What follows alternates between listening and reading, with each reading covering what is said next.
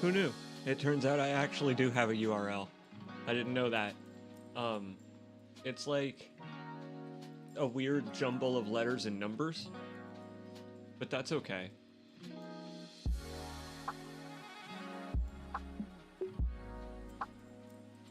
After a certain number of subscribers, I think I'm able to make it the name of the channel, which is C. Jacobs VODs. If you try it right now, it doesn't work. Like, they straight up don't let you shortcut it. You have to have some kind of connection. Crazy.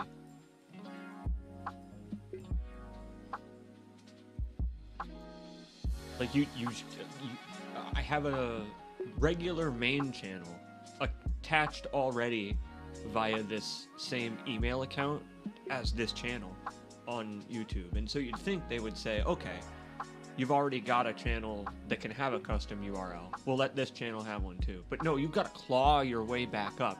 And it ain't as easy as it was in 2012.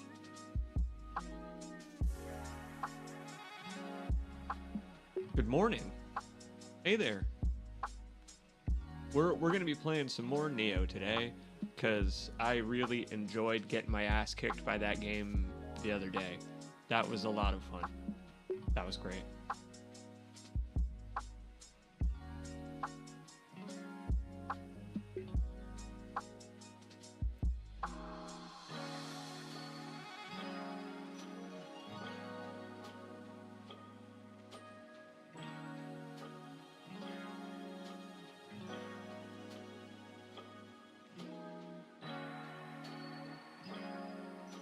What up, Tedley? See, I can tell that it's still you, despite the username, by the big pink T that represents your name. It's kind of funny how there are strange little vestigial remnants of Google Plus, isn't it? I don't know. Good morning. How you doing, my friend? It's good to see you, bud. We're just gonna be playing more Nioh today. This is going to be a fun one because we're going to finish off the Bat Cave, and if I remember correctly, the next level is Umibozu Town, which is one of the early memorable levels for me. I really like the way that Nioh, like, as you fight an alternating amount of people and ghosts and ghouls, then they throw you into this like spooky boat graveyard where it's just a couple of guys, but mostly skeletons and blobs. And it's like, wow, it's a different video game all of a sudden. Despite the username, it's still Ted. Well, I figure this will probably be a quiet one. I plan on streaming all morning, probably all afternoon. We'll see. Might take a break. Because it's Saturday. Got the whole day just to chill. If I had my phone with me, I'd show you how the boy's doing. And as a matter of fact, give me 1 sec.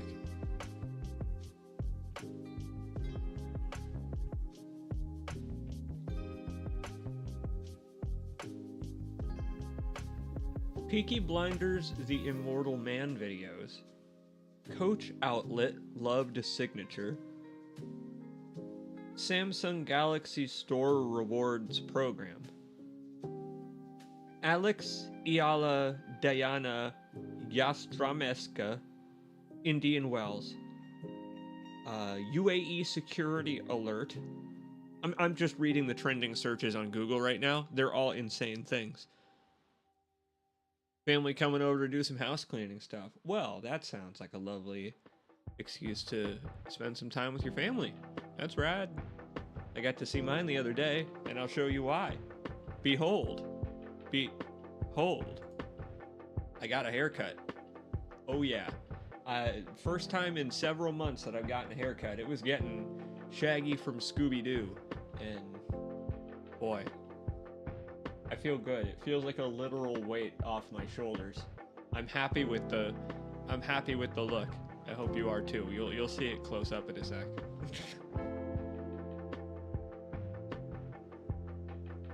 That's right. I'm just out here saying words, Ted.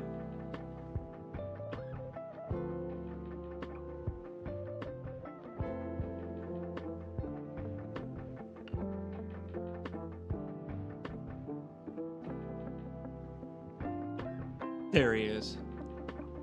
He's watching the traffic this morning. He's all bundled up like a little cinnamon roll in his cat tower. See, he's got two. He's got one out in the living room, and then he's got this one, which is shorter, so that he can just kind of sit in it next to the desk.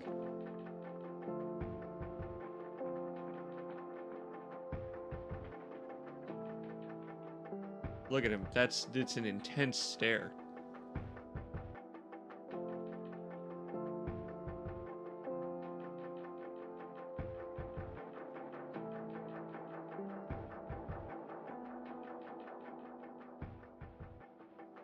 Oh, I gotta get the Smokey emote on my YouTube chat. I don't... Damn. Now you've just gotta spam the word Smokey, I guess, if you want to acknowledge him. So all he's doing is just looking out the windows. He's having a calm morning. Every nice, foggy, rainy morning, the birds come out and frolic in the puddles, and he loves to watch.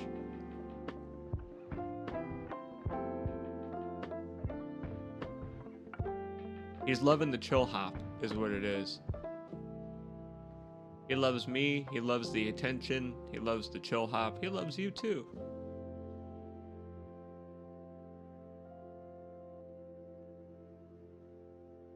But yeah, this'll hopefully be a nice chill morning. Well, what up, you done ya? You're just in time. You know what? I'll pull the camera back out and say hi to Smokey. There you go. You done ya says hi, Smo. Hey, Momo. Nope, he's focused. Momo he's locked in. Because over there, I don't know if you can see it. Oh, you can see it. That pole. Birds love to perch right on top of that pole because you can see the whole neighborhood. In fact, look, there they are. You see those? You see his targets right over there? He's this far away. But he's locked in on those little jerks on top of the pole. He's like, you see it too.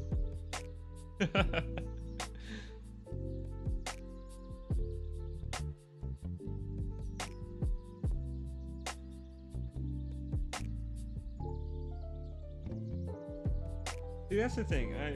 I'm glad you're here, you done ya? Ted, both of you. It's good to see you folks. Because it's one thing to have the regular folks show up and all of that, numbers and whatever. But what's more important to me is that people who are interested in the game or interested in what I'm talking about while playing it show up. I'm really glad that this game suddenly struck your interest, you done ya? Because it's good encouragement to keep streaming it, homie. Is Smokey a hunter or a gatherer? He's a hunter. He does not gather in any way. Oh man, if there's like a fly or something, he will instantly hunt it down. If there's food in his dish, he will instantly eat it and leave none.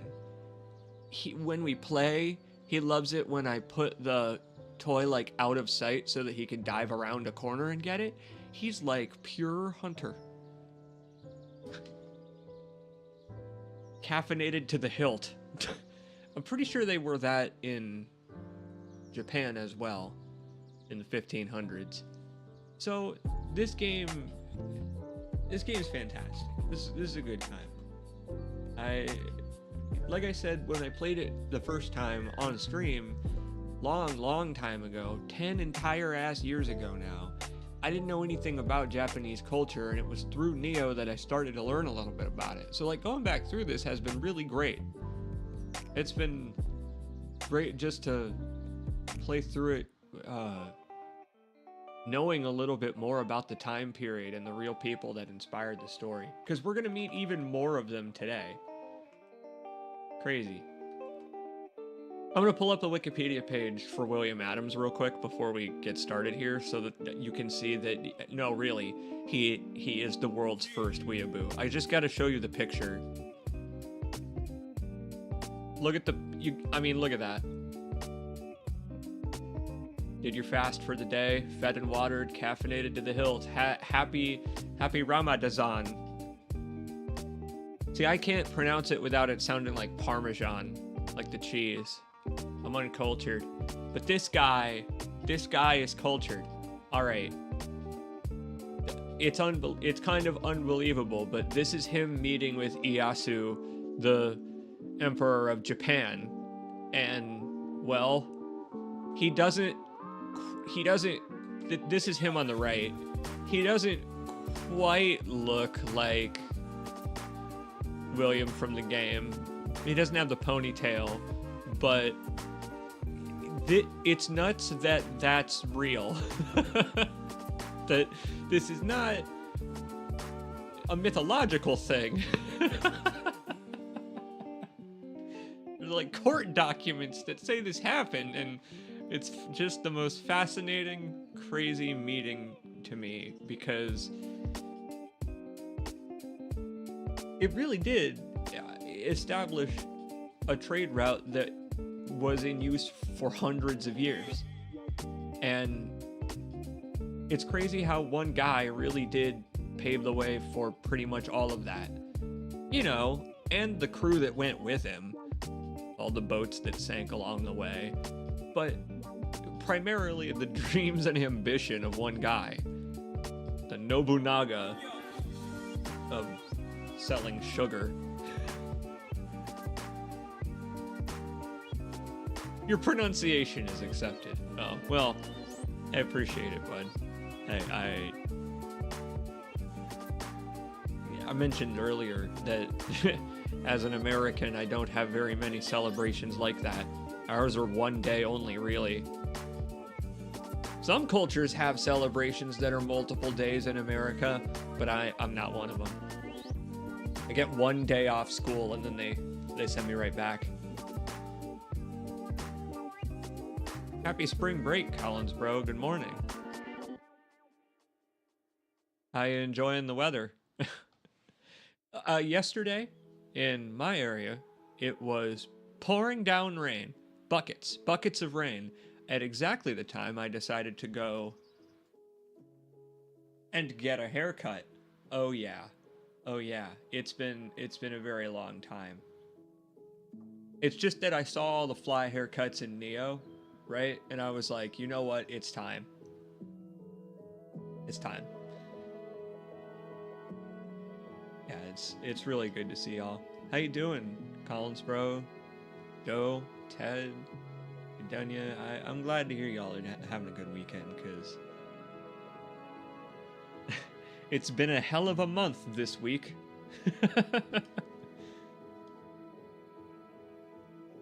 Play some video games.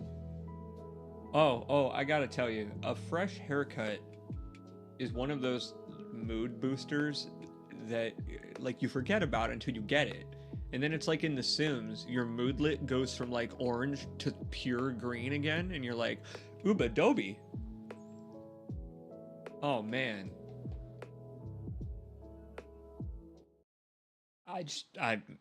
You do. You just completely forget if you're like me and you let your hair grow. And then I guess it's like an ult in an Apex Legends or an Overwatch, where you're at a critically low mood and you're thinking, you know what? I know what it's time for. Doctor, give me the high broccoli fade. Looking like a slightly older Atreus. See, I told my mom, who's a cosmetologist, I told her, you can give me whatever haircut you think would look good because you know the oblate spheroid shape of my head. My mom is the manager of a hair salon in my town, and I go to get free haircuts from her, but also to just hang out with her and her coworkers because they're chill and all pretty and fun to talk to. And whenever I go there, I put complete and total faith in my mother to give me a good haircut, because you've seen people whose hair has been cut by their mom, They put a literal bowl on top of their head and then cut around it. That's where the coconut head comes from. I had that in school. And then my mom went to school to cut hair. And now she does it better than that. I guess it's all about the connections. You should encourage your family members to become stylists. Would you believe that this is relevant to Nioh? Would you believe that? Having a sharp haircut gives you gameplay benefits in Nioh.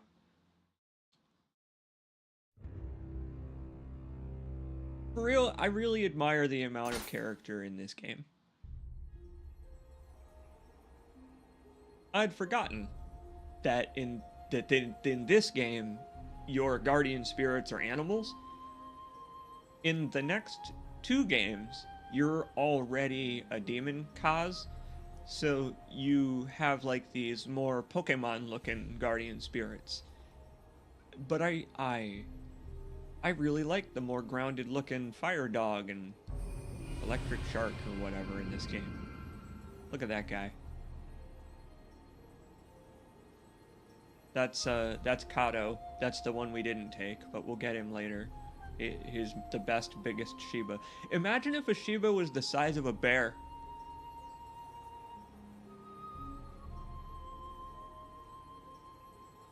Yo, cutting your own hair is valid. That's totally valid, actually, because I couldn't do that. I don't have the dexterity for that. So, hey, that's valid. I knew a guy in school who was a big grunge punk guy, and he would cut his hair by burning it with a lighter.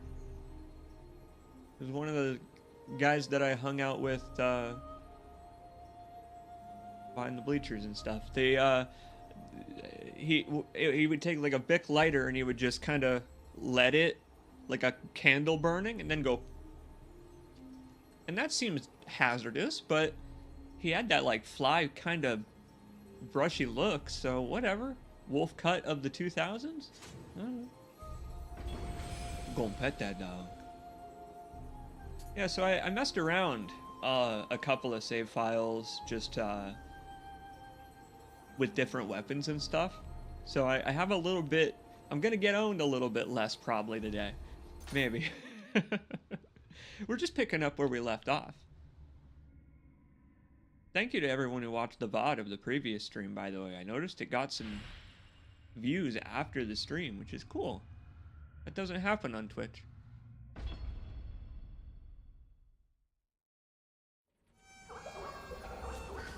How's the headache, William?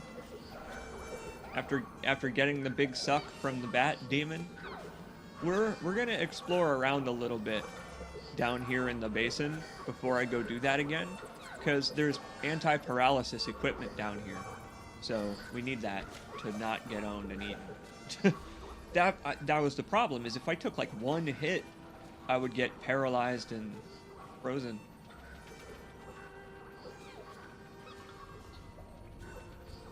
How about you, Collins, bro? How's your headache?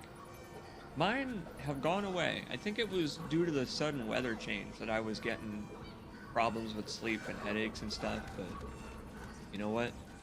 Feeling better now.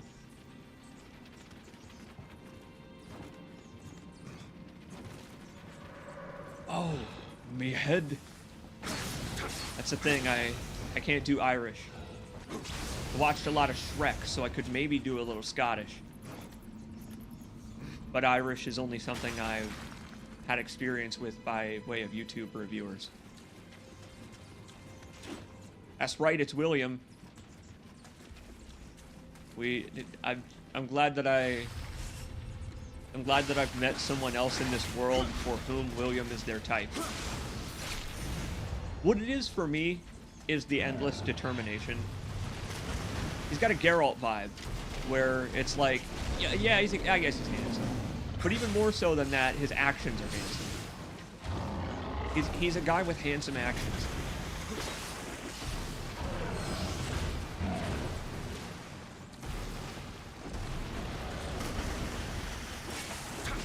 Lots of work preparation stuff lately, huh? Ah, I see, yeah. Because you know, I'll message you about that later. Because that's something I was talked to my own family about recently. This is difficult, Spear. When you pick up that skill that we got at the end of the last stream that makes you attack when you key pulse, Spear changes a lot.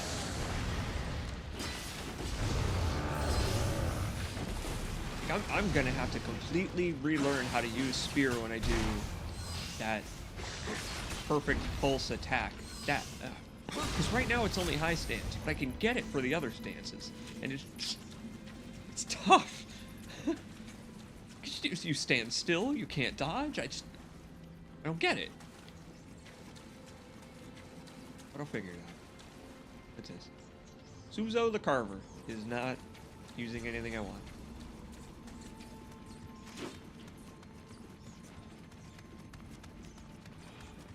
Yeah, there's a bunch of stuff down here we didn't do. Just because I ran straight for the boss expecting that I could beat it, I was proven incorrect.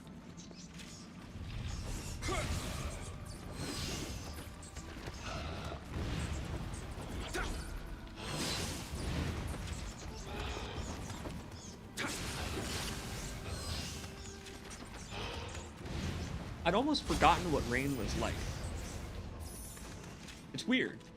I live in the Midwestern United States where the weather is essentially random, basically. It's like they put the weather up to an RNG type of XCOM level generator in the Midwestern US. So you can never really predict or dress or do anything because it's just going to go back and forth between hot, cold, wet, and dry. It's just not ever going to be consistent. And we had quite a bit of snow. Guess how much rain we had? None for months. For months! And it's just strange how it can only ever precipitate when it's really, really cold. Not because it's winter. It's been spring for a while now, and that's still been the case. It's just the random weather generator. You can't decide what to make the weather. It rained for like 4 days straight just now. And just, I don't know what kind of city skylines map I live in, but I'd forgotten. It was like a turkey when I went outside. I was just looking up at the water coming down like, oh. I'm like barely exaggerating too. I really do. I'm like that Blind Melon song where, you know, I start to complain when there's no rain. And I don't even live in the country where that song was relevant.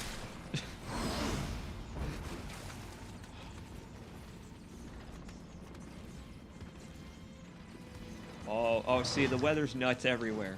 I heard that there are a lot of places currently buried in snow. I mean, we got Udunya in the chat, sometimes Kiwi Satan as well, folks who are in the other hemisphere, so the weather is just in, like, Superman Bizarro land.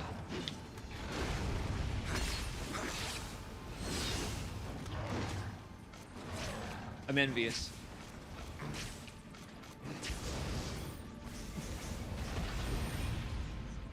I remembered a problem with Nioh 1 that they've fixed in the next games. I don't really have a way to get my ninja stars back. Oh god. No. No, not William's butt. No. No. I gotta take this guy out before he becomes a problem.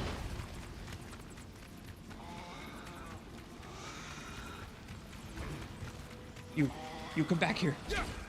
You come back here. You're not getting away from me. Nor will you reversal me. I will not get grabbed by a Kappa on a stream. It's never gonna happen. That dude's never gonna humiliate me like that.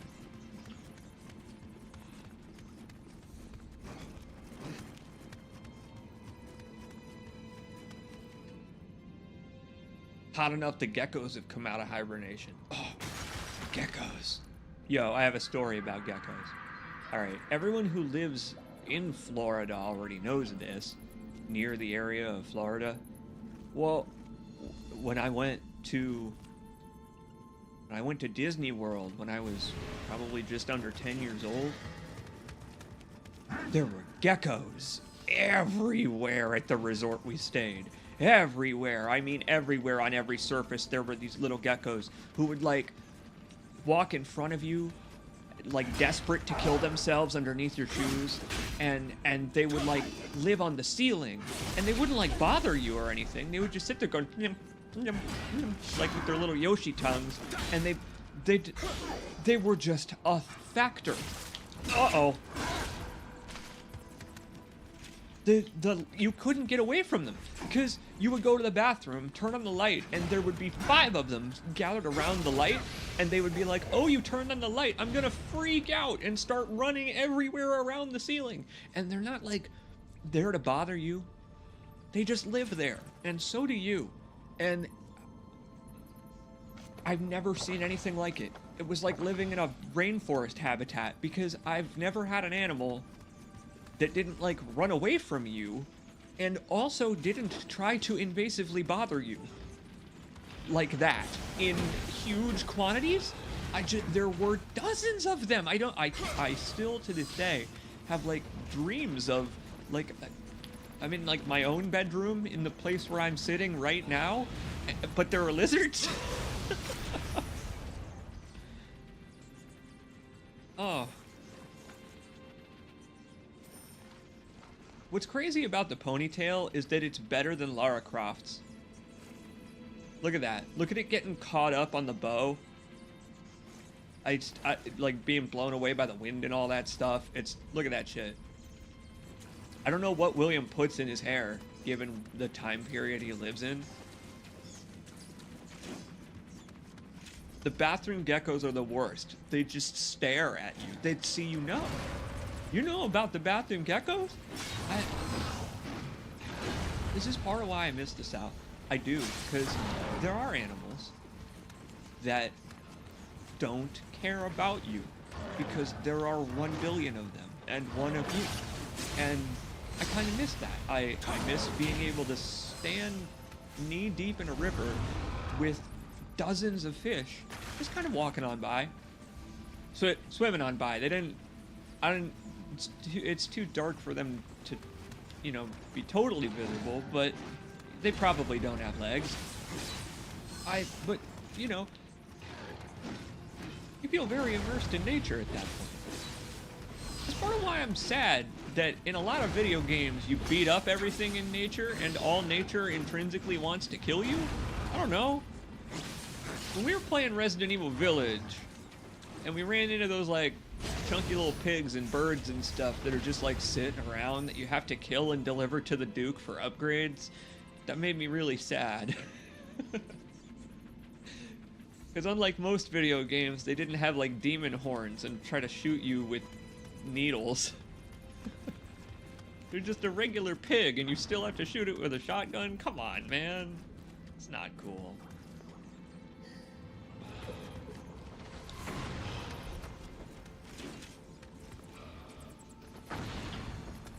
Metal Gear Solid 5 and the wildlife preservation platform. The wildlife conservation minigame in MGS5 is one of my favorites. Because, man,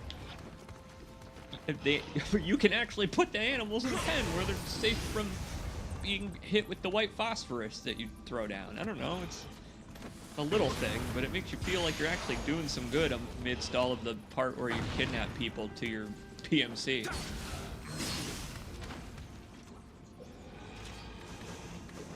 Kidnapping people to my PMC is great and all, but it's like,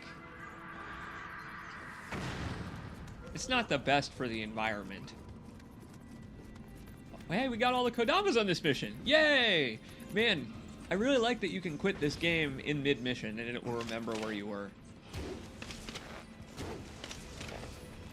Checkpoint style, which is nice. Oh my god. Uh-oh. Oh no. Wow. That's bad.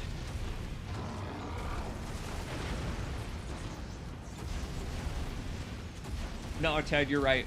You're right. Hunting the animals was kind of worth it because of the dishes that they are made into.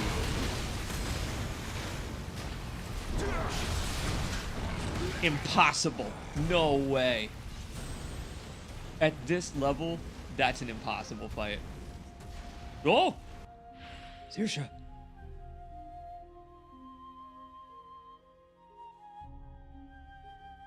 You see that?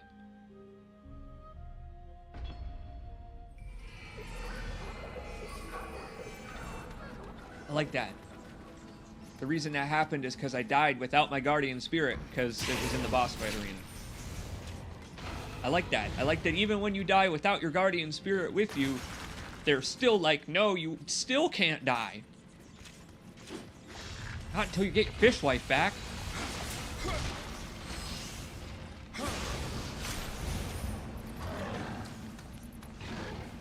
You know, there's no evidence that they're betrothal. Oh, God. Wow.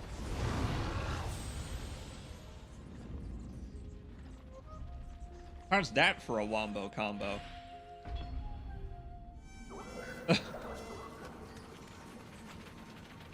Well, there's good news, I guess. The good news is that I got all the Kodamas and I got the paralysis charms that were in the chests and stuff, so at least the boss fight isn't going to be a problem anymore.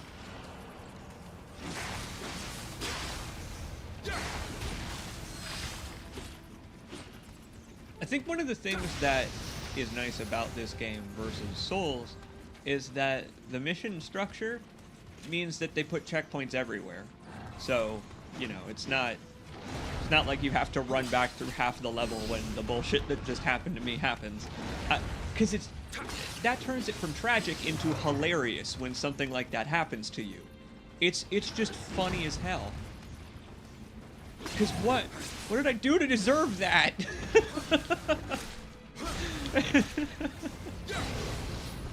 What did I do? Over here like, fuck you. We have monsoon season in Japan, and you're talking about a pitter patter of minor rain. It's the end of the world. At least this game doesn't take place during monsoon season. That would have been awkward. PS3 and the Xbox 360 could not have rendered that.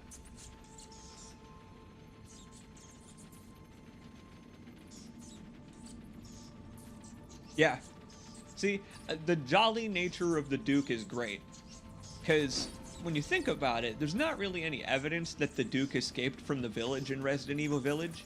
So he may very well have been blown up to hell by the end of it.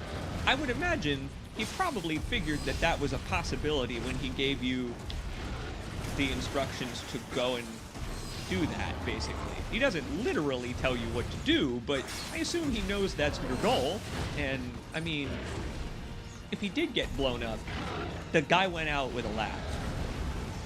He got to sell you some expensive weapons, you got to hawk some treasures on the black market, and then he blew up. What more could we hope for in life?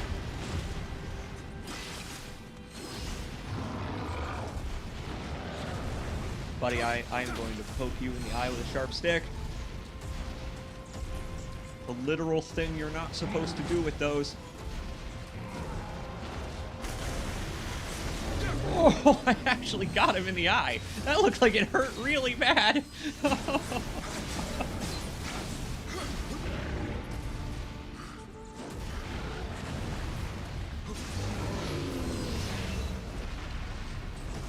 You in what army?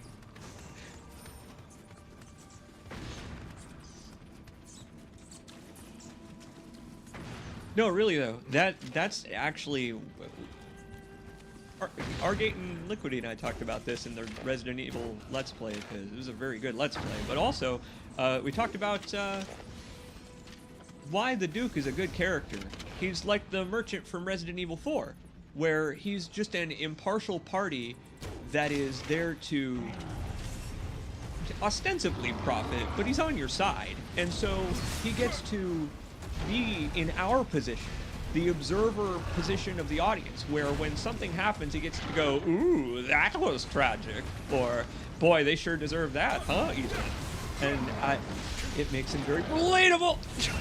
Oh, God, what the hell's going on in this game? I forgot how utterly much more difficult the first one was than the rest of them. This is great. This game is so hard.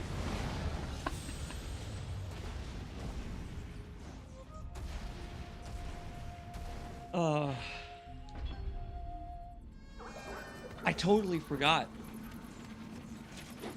See, it's because you don't have a burst parry. I mean, there are several moves that you get in future games that you just don't have here. In a way, I think I like it just as much as the others, though. I don't like it less because of that, I think.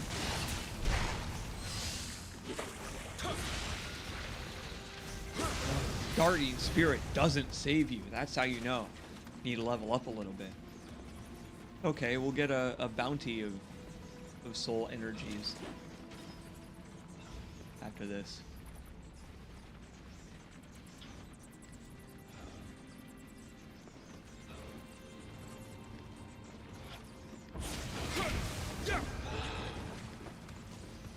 Part of the problem is what just happened there. I have to keep pulse right now to get my stamina back. If I dodge, it doesn't come back. You have to spend a lot of samurai points in order to be able to do that in this game. It's not great. It's not great. I guess the good news is I don't need to go get my spirit. Yeah, whatever. I'm not that lazy.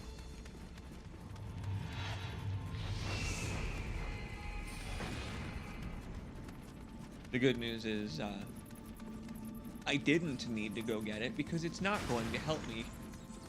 I already used my burst.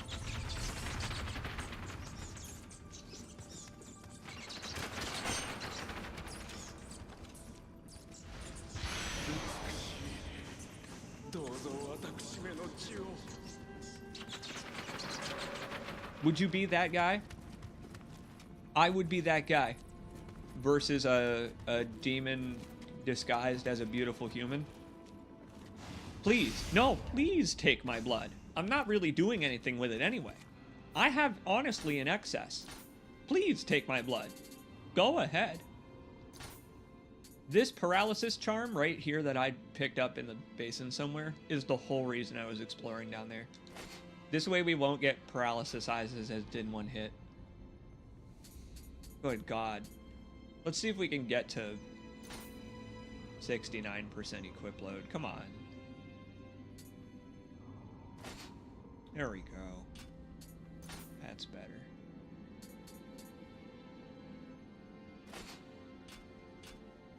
There. Nice pants, MC Hammer.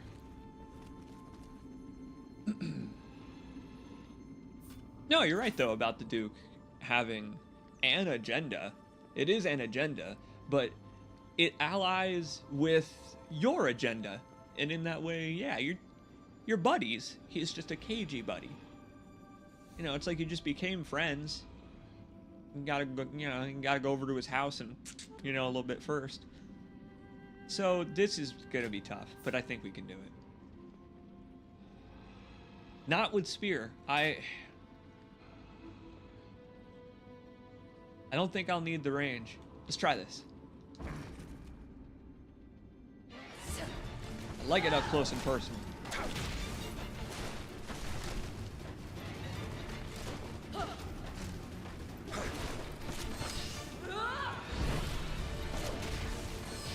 Yeah, distance is not gonna help me here.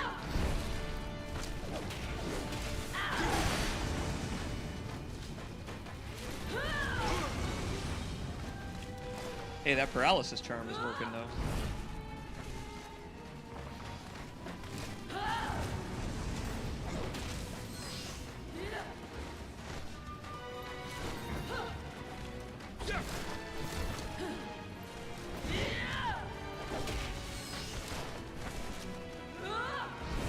Kusarigama is kind of like death by 1,000 balls kind of a thing. It would be nice if there were a Kusarigama where both of the weapons were a blade, but I don't think there are any. I think it's always a metal ball and a hatchet you don't use as a weapon. Swing the hatchet, William. Nope, metal ball. You could put a spike on the ball. Nope, metal ball.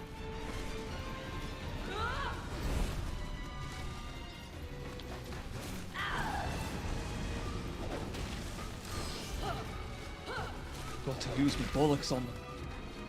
Don't understand. Here's the way.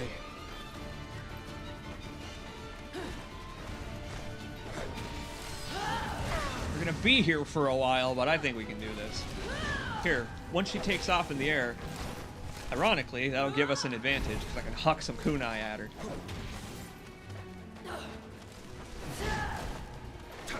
What also could work is pulling out Odachi. This is gonna take a while, though, with Kusarigama. I don't have any skills with it.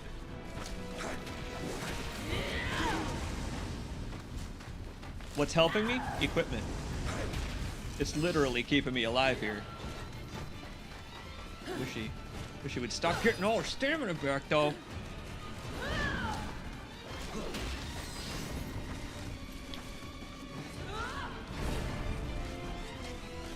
You get down from there!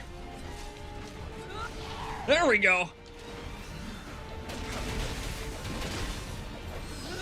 Ah! Oh, crap! Look, I'm really not into sucking face on the first date. Well, that's bad. Although, I mean, hey, it doesn't seem to have hurt me too much. Maybe I'll let that happen a few more times. See if I like it a little bit, you know what I mean? It's just the scariest ass thing. I told you this was an honorary Resident Evil game. You didn't believe me.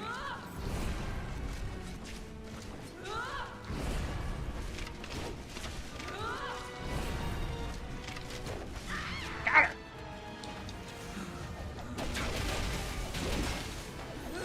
Not this time, though. No, look, once was enough for me to recognize my mistake. That's how it would go in the real world.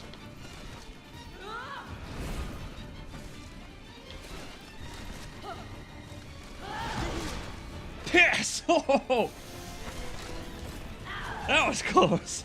Oh my god. Oh, come on. I'm out of kunai. And she knows it. She's just taunting me now. She's like, aha, bitch! Uh-oh.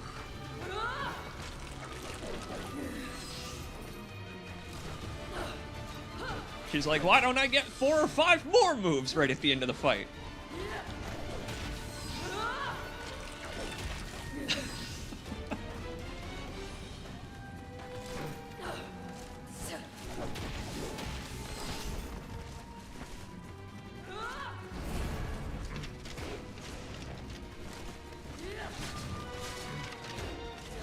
Got her! Whoa! I did it!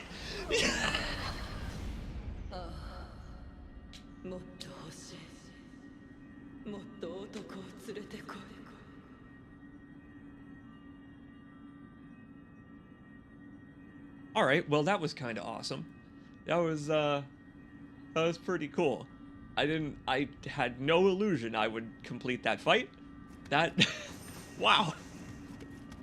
All right. All right. I can't believe William lived through the throat rip. Nor can I. You know, when I first played this, I thought this was gonna be the spider level, because why does the bat lady leave webs everywhere? Maybe it's in the description, who knows? Either way, yeah, she strings people up and she gives them the big suck, but not Big Willie. That was nuts, man. After all the difficulty we just had with the level. Wow, lady can't have a hobby without getting cut down by a samurai. You know, that's the thing. We just saw via the souls that we picked up that some of these men very much consented to this happening. So we could have worked out a deal with her and been like, look, there are some freaks out there who are into this, so why don't we just send them your way? And you don't eat our dogs anymore. Please stop eating our pet dogs and only eat our lusty men. She'd be like, good deal. Speaking of lusty men. いやー、誠にかたじけない。槍には自信があったが、毛量の類とは戦ったことがござらぬゆえ、遅れを取り申した。Good to see you.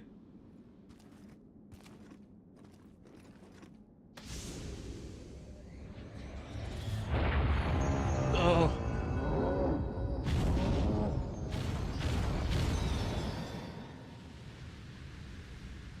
That guy had his dog dressed up in one of those outfits you could buy at Petco. Little Halloween costume for his bull demon.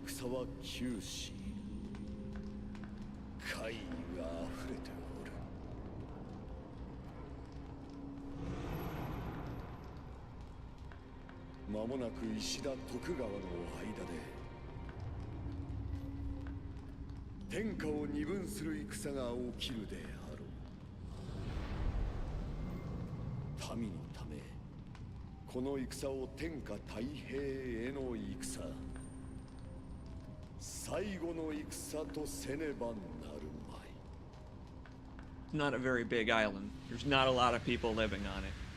It would kind of suck if they all fought to the death for 100 years or something like that, wouldn't it?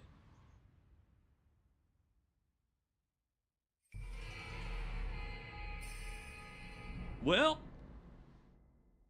that was kind of cool. We really struggled with the level portion of that. But what I just learned is that heavy armor is actually really viable in boss fights. Against standard enemies, it's not so good, because they can just still kind of go, and then you die. Like the foot from Monty Python, from God, they just go, and you're just kind of paced. But boss fights, that was actually surprisingly effective. Fighting one enemy to the re-death. We're both dead, so like it's to the second death. Cool. Should really get around to playing Nioh 2, but I saw a huge weapon selection and got choice paralyzed. They're all viable. That's, I think, why they let you pick one in a playground and play around with all of them before you commit, so that you can see which moveset you like the best, because you're right. There's like 10 weapon types in Nioh 2, and there's even more in Nioh 3. It's nuts. I think, by the way, this is one of my favorite cutscenes in the game. This is the establishment of William Adams, the character, right here. General Kanbei over here is like, fuck all this ceremony.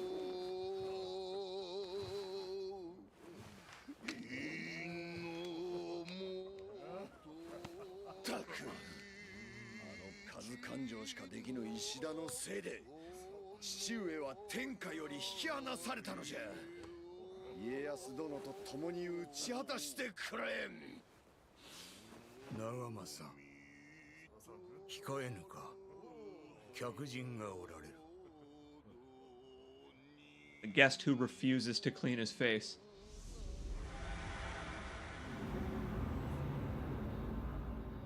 I don't have time for this. Calm down. Everything has been taken care of.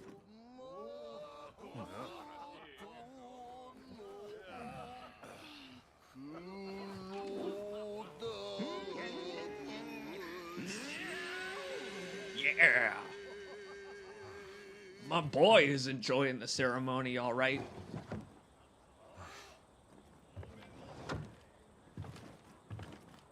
William loves drinking in good company, but not when there's time to take action.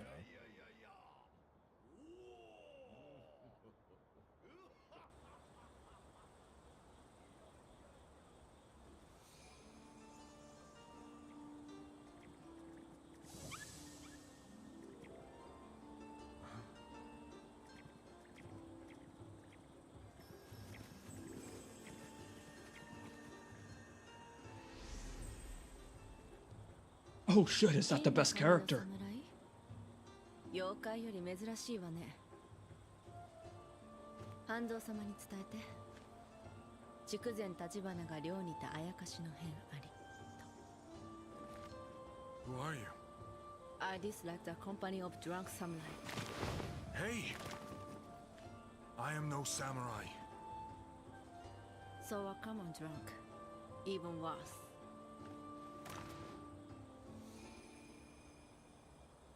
Like, hey, I'm really good at drinking, actually. Your people are known for being samurai. Mine are known for being drunkards. That just means we're really good at it. Damn it. No, but I like that he says, I'm no samurai, while he's dressed as the samurai in armor with a sword and a spear. Yeah, keep telling yourself that, my man.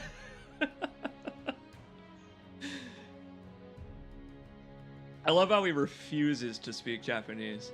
No, and it's a fun character quirk that our buddy Hanzo speaks to us in English. You know, because William doesn't really speak Japanese, he just now spiritually understands it through his ghost cat friend. It's a fun little quirk of the situation he's in, that he doesn't really need to know how to speak it, really, because he can understand it enough. And it's really interesting. And speaking of interesting, this happened in the real world. This was, I think, on the stream, the first time someone mentioned to me that the real William Adams was known as Anjin in Japan, because William is a difficult name to pronounce in Japanese, so they called him something else. And I think that's really cool that Hanzo and our friends, our buddies, the people who physically know William, are gonna keep calling him William. But in the cutscenes from now on, William's name is gonna kind of disappear to us non-Japanese speakers, because people are going to start calling him Anjin in the dialogue. And I just think that's really cool, because if I was Japanese, I'd already know that about him. It wouldn't be super special, but it is special, because I didn't know that. And I think it's part of why this game is worth experiencing, because wow, that's cool. This is cool. That's just neat. That's right. They added PvP as well. This game's got PvP and multiplayer. I forgot. There's a lot of stuff that's not in Nioh 2 in the same form. This game has some dope Souls-style stuff. It's got invasions you can turn on. I mean, the Revenant system is unique to this game. It's so cool. I mean, I wish this game wasn't so batshit insane difficult so that more people could experience it. Because it's just really hard. Here, you want to see something else kind of cool? I think I have a bunch of these already. If I go to my... No. If I go to my... where is it?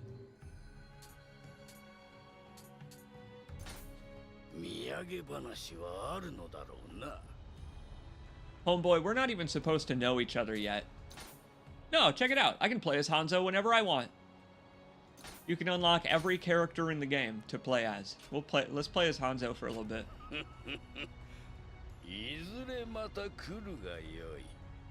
Yes, I'll see you at our fated plot mission, my friend. Like fucking 5 hours of game from now.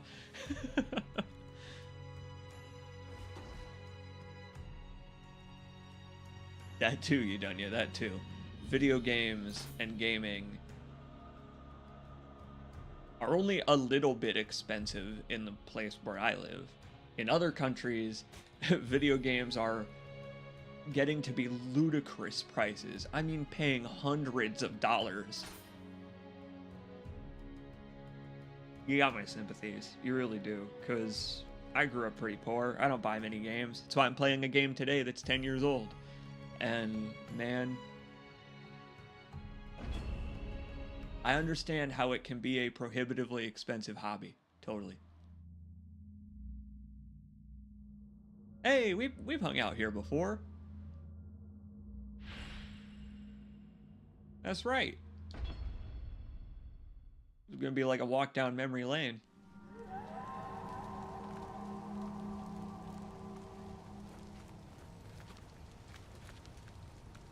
It's like a little uncanny in a way to not be William.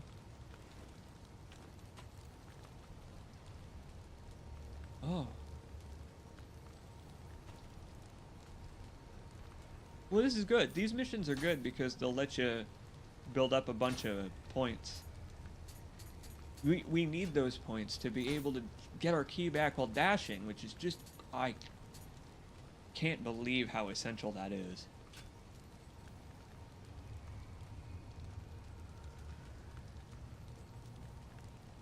I want to keep going with spear. I'm going to learn how to use that spear riposte move on this guy.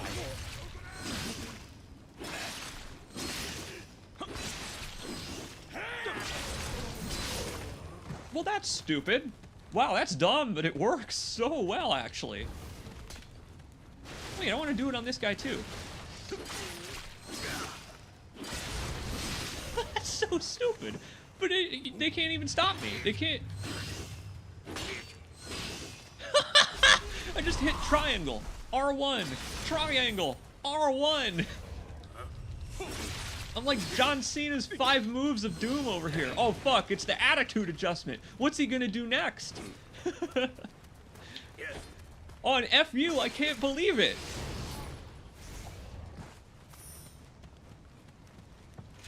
Sun going down.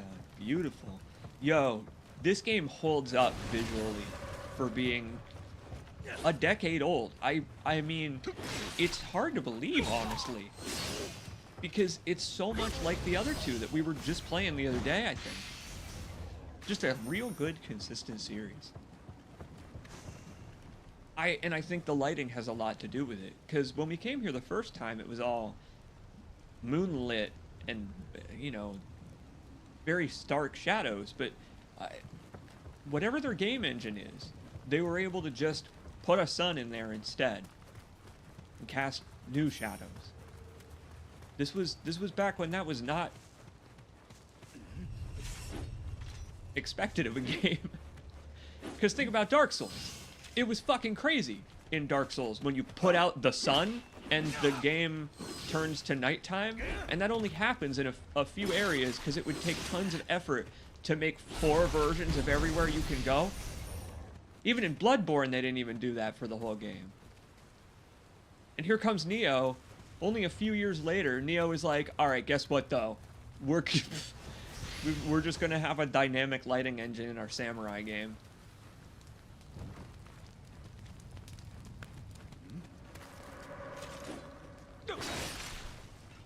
Frankly, though, after all the trouble these fellas gave us the first time through here,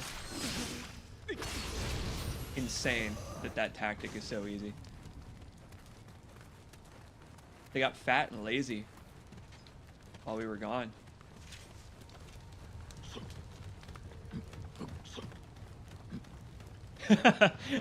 Yeah, exactly, Dunya. When the lights go out in the city, well, actually, it's actually still pretty easy to see.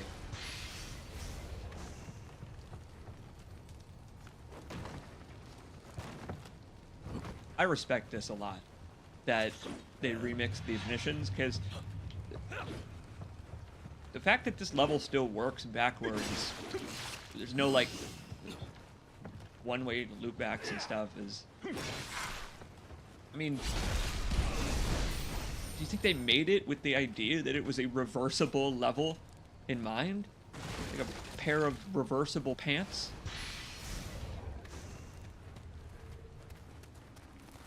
Those don't exist, right? No, those have to exist. Pants that are, like, good for winter weather that you can reverse. That has to be real. And that has to be a real example of what I'm thinking of, that type of two-sided design.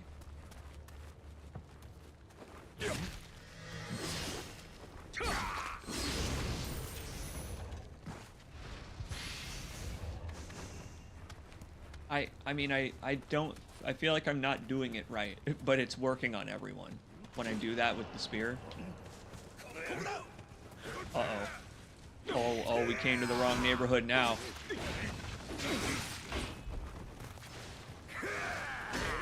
I'm on defense here for a sec.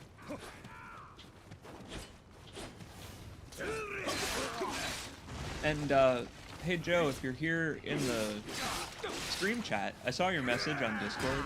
I'm hopping off of Twitch because Twitch has just started making so many unblockable ads and reducing the amount of time that I can make ads stop bothering people, and it's not worth it anymore. So I'll go somewhere where there are literally none, which is YouTube. It's just crazy.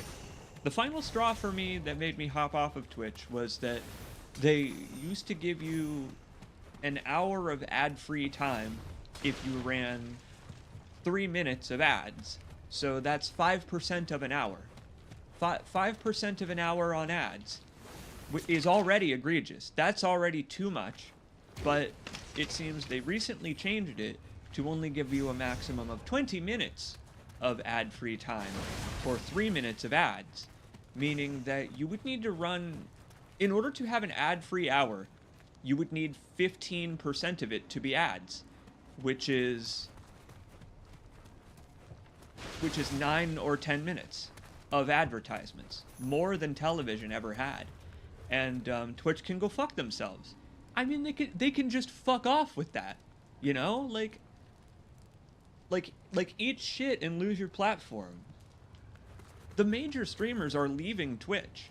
They are retiring. Your German 985s, your Vinesauce Vinnies, they are 40 years old and retiring from streaming. And so the website has very, very few popular streamers regularly streaming enough that having ad-free streams still brings in income.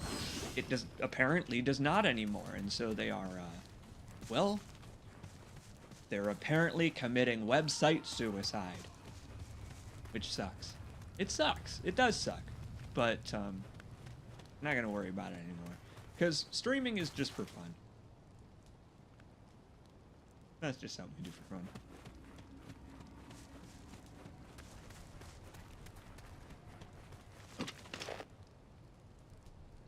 I would be more concerned if it were my only source of income still, but thankfully it's not anymore. And so I don't have to be as worried about it. We can just go where it won't bother us.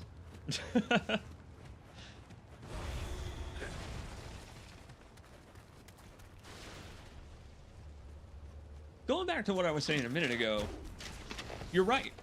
All pants are actually reversible. Once. Just one time.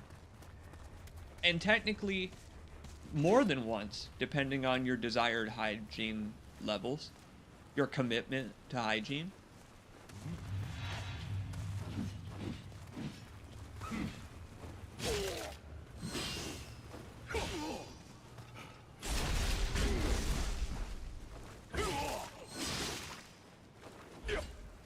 I frankly like YouTube better as a streaming platform already, because it automatically archives the VODs and makes them public. Thanks. Doing the hard work for me.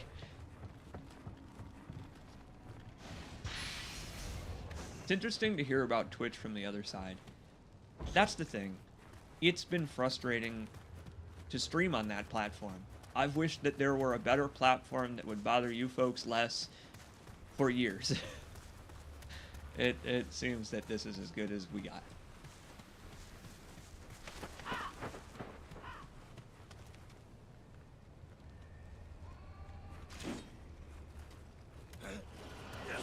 I appreciate that this quest is just called Death to Bandits. Very simple goal in this one. Which bandits? Oh, you'll find them.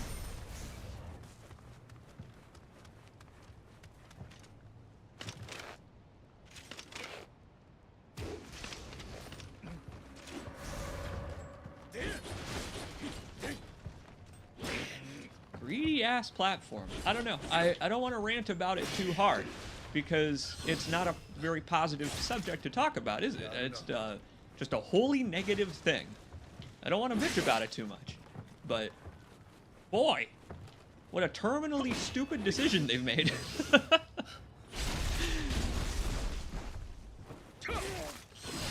Ow. I'm now an exotic item seeker, according to the game. Let me ask you a question. What do you feel about all of the Diablo-style loot explosions in this game? Folks are mixed on it. I don't think it's that bad, because you don't need to sort through stuff very often if you don't want to. But some folks were not very positive on it. Oh, spear versus spear.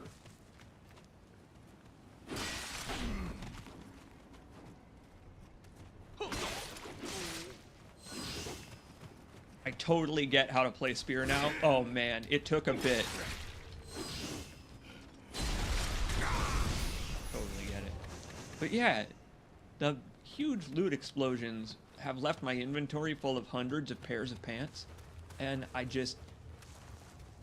don't mind it, but I get it, I think, how it could be overwhelming or annoying.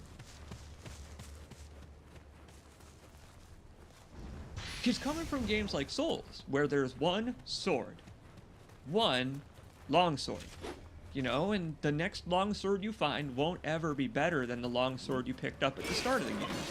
And that, well, I also like that, but I also don't mind this. I don't know.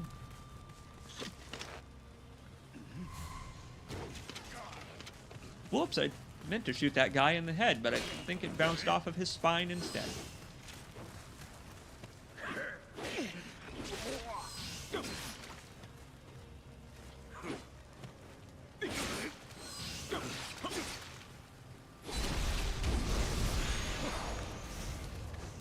I guess what I've learned here is that I'm glad I didn't try to take on that fight with that bat lady with this. That wouldn't have been fun at all.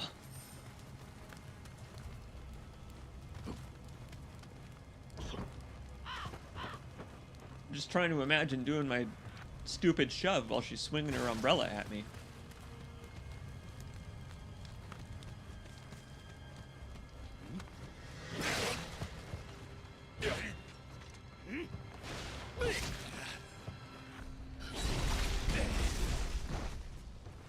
I wouldn't get up after that, even if I was still alive. You poke the spear through their guts, and I don't know.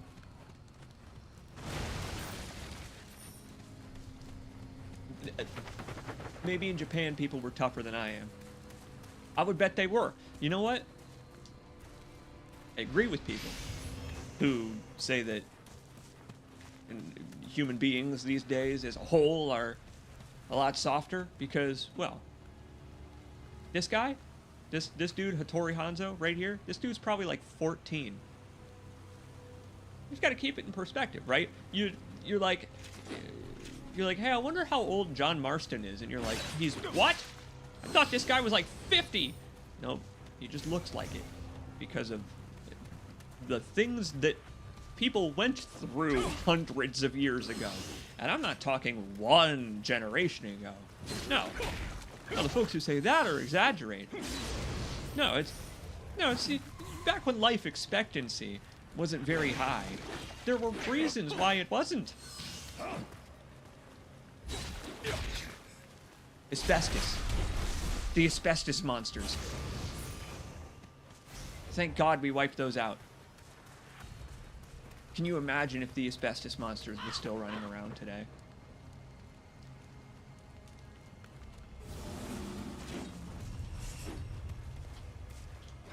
The linoleum wars of the 1960s really changed us all, I think.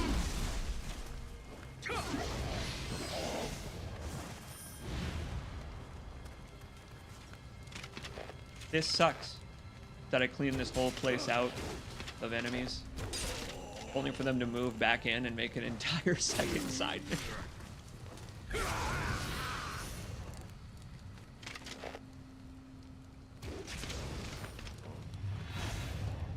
Ugh. Oh, nice mempo. Wait, why is this dude 11 feet tall?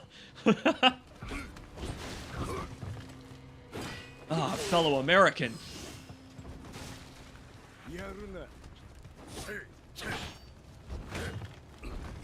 He can't even swing his sword without it hitting the ceiling in here. You must not be from this country.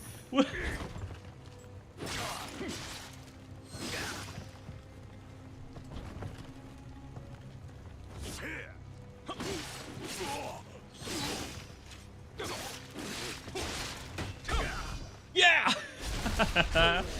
You block like a C. Jacobs. Woo, baby!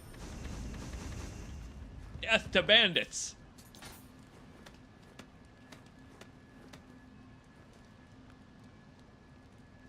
Yeah, and so if you look at my inventory here, I mean, I've got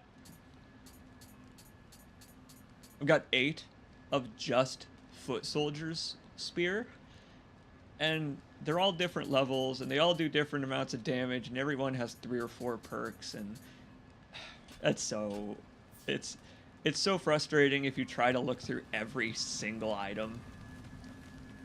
But you don't gotta. You just gotta pick what has the numbers that you're looking for in the stats that you're looking for them. And that's easy. There's a button to do that for you, at least. That part. Brought death to those bandits. Yeah, I feel like if I had waited a couple of years, we were just talking about their lifespan. 10, 15 years would have taken care of it for me. Wait, look at him congratulating himself. Marvelous work, just as I expected, Hattori Hanzo. Yes, I mean, you're not wrong, man. There you go, one sec. Gotta rearrange my windows.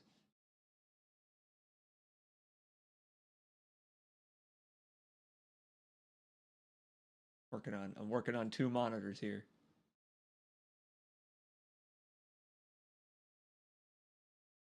There we go. The villagers were overjoyed with my performance. I bet they were. Except, here's the thing, Hanzo. What villagers? I found a whole lot of corpses, but whatever. We won't worry about that. That's okay. We'll go back to playing as William in the story missions. The reason to do these side missions is mostly so that you can level up before doing the next main mission, because if you look, it recommends level 19, and right now I'm like level 12. What level am I? Exactly 12. So we got a ways to go. And these little side missions are good for that.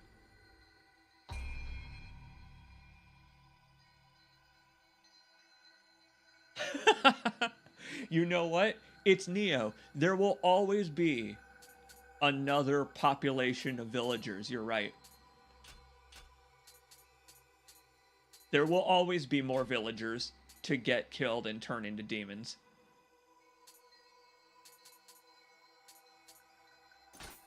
There we go. Big boy stamina build.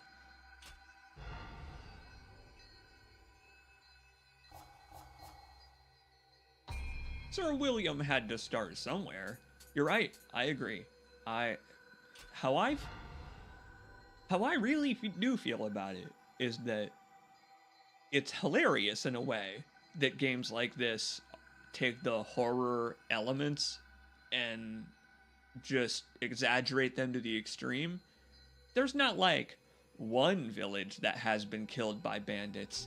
Every village in Japan has been killed by bandits because it's war. And it's like, damn, dude, was it really like that? And the answer was kinda. It's exaggerated, but kinda. And I like when they do that. People talk about Resident Evil 6 and how Resident Evil 6 kind of sucks. But I think from a tone perspective, that game is great. because it's like it's like 4 or 5 playable Japanese horror movies where every horror element extends to the entire world, where there's not just like one gas bomb that caused zombies. There are 10 of them everywhere in Japan at once, in China also. And it's like, oh my god, what are you talking about? And it's like, we can't just have there be stakes. It's a horror film. There's got to be huge world-ending stakes. And boy, I've come to appreciate that. I didn't appreciate it. Go back. Let's go back to being Big Willie. I think this means the bandits are now the villagers. I'm actually pretty sure you're right, and that is how it works. That we just taught them a lesson, and the remaining bandits are going to turn over a new leaf. Did I wear this unusual armor yet? No, I'm not cool enough. We'll get there.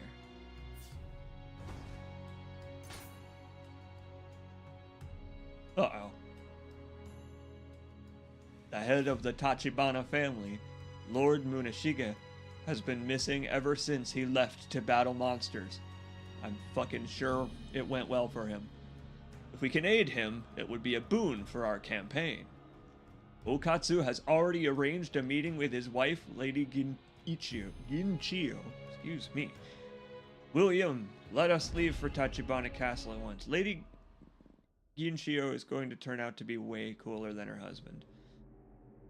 I actually forgot that was her name because she goes by Tachibana because she's cooler than her husband. That's kind of funny. That's kind of funny that I actually know her more by her husband's name, but not because he's cool. It's pretty great. This is a fun mission. I like this one quite a bit.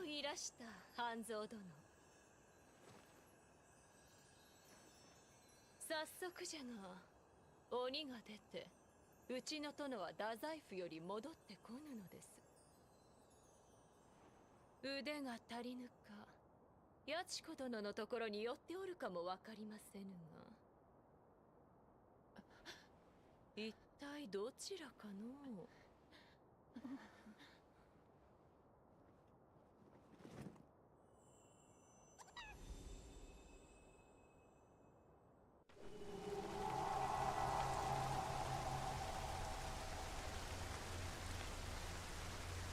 You gotta pay a lot of attention to the cutscenes in this game. They're not going to make any sense to you if you're not really invested in them. I saw a lot of folks back in the day who were like, wait, that girl from the one cutscene is your friend? Yeah, she's in like the next cutscenes for the rest of the game. They were talking about her in the description. Okatsu, the lady who said, I dislike the company of drunken samurai. Yeah, we're hanging out with her now. And a lot of folks missed that, even though she was right there. They even showed the little bunny rabbit in case you didn't recognize her, dressed as a fancy pants geisha. Mistress to the lord of this lovely place. Seems great. Can you imagine? Can you imagine being like for all intents and purposes, right? William is like the mounted police. He's a detective. He's Detective William Adams. And this lady's like, excuse me, sir. You go to this lady's mansion and she's like, excuse me, sir. My husband has gone missing. He went upstate to this mysterious village where no one gets along. You're getting involved in like a 50s noir story.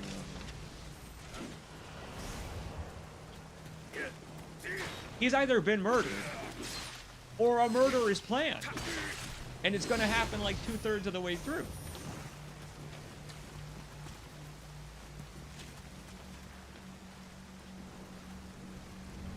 But what you're going to find out is that, like in the real world, Tachibana loves her husband. That's the craziest ass thing. It's a hell of a dynamic. What do you make of that? What do you make of that sort of husband and wife dynamic? That, I mean, like, not only does he have mistresses, they were in the room and his wife was giving them shit. That's a fascinating polycule. The idea that, like, their marriage isn't for show. They really do like each other.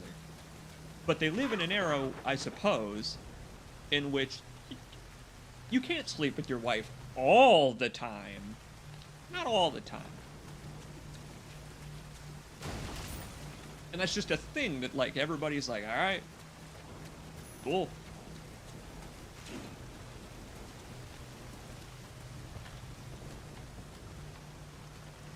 See, because what I like about it is that Nioh, the game, doesn't make any value judgments on that.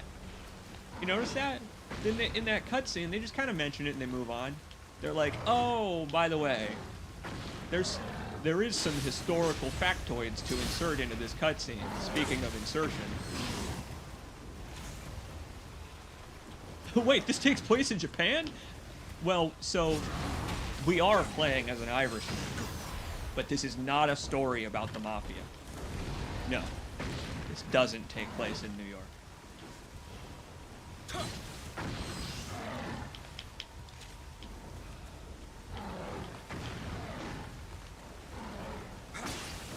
I mean, that's the most fascinating thing about it, about this being a historical drama, quote unquote, is that we do have real historical accounts of what these people really thought of situations they're in here, and we really were okay with it.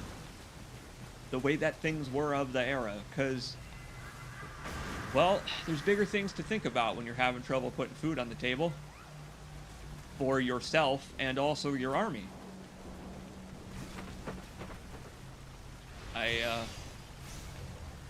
I'm kind of glad that's not a thing I have to worry about, frankly. It's, yeah.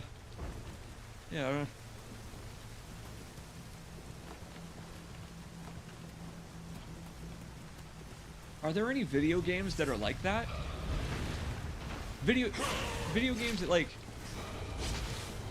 accurately represent the needs of living in wartime. You know what? There is a game like that. It's a zombie game, isn't it? Or maybe it's not zombies. Maybe it's just an apocalypse. I think it's called, like, This War of Mine, where you have, like, a little apartment building type of place, and you have to make the world's toughest apocalyptic decisions. There's never a good choice, and people must starve. You will eat Grandma. Oh, we're gonna have Grandma over for dinner, kids. And I will have to turn people away, because Grandma can't even feed us all. But I'm wondering if there are more. It's hard to do that kind of thing, I would imagine, and have it be entertaining.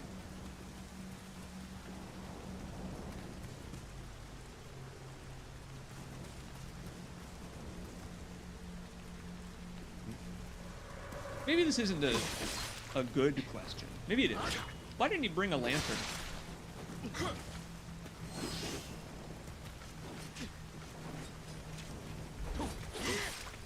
Lanterns existed, William. Over here getting attacked by ninjas. Very soggy ninjas. Let that be a lesson to you. Nope. Okay.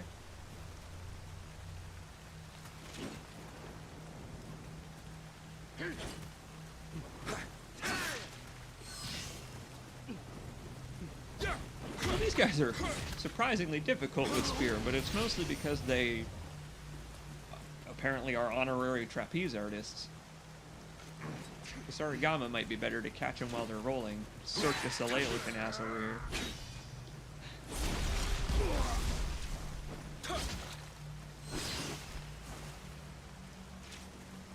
Gods will be watching. That's an interesting title for a game. That implies similar stuff to what we were just mentioning. Ooh! Reacting faster than a ninja. I'm gonna remember the name of that game. Gods will be watching. Is that movie where a Coke bottle falls out of the sky? No, that's The Gods Must Be Crazy. Right, yeah. All right, man. I appreciate the recommendation. I've been building up games to stream. Been fun to do.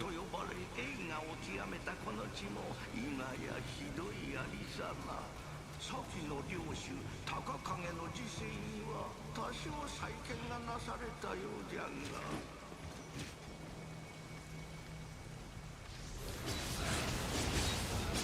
Nekomata is over here giving us tourist information. He's like, you know, this shrine used to be a lovely place before all the graffiti. Dude, look at this moldy building.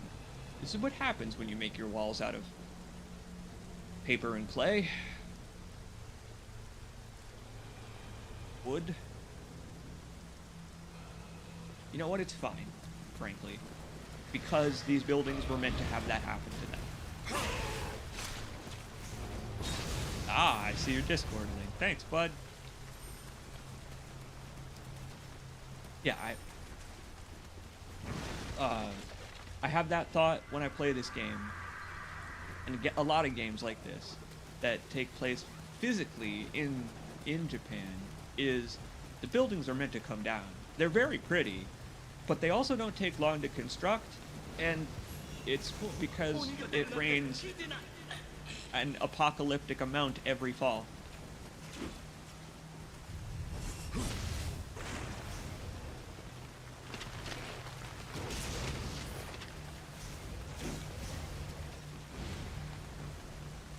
Ponzi, I totally agree. Especially effects like the rain in stages like this and the lighting. This game just does not seem 10 years old to me. The gameplay holds up as well. It doesn't feel like a clunky game.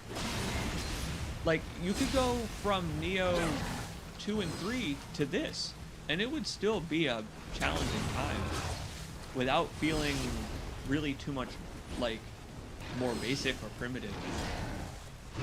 Even some stuff is harder. Like, I can't believe how much faster the basic demons move in Nioh 1. They balance 2 and 3 for sure. Yikes! Oh, no! No, don't give me the lick! Oh, you little jerk! Uh-oh. Don't do it! Oh, no.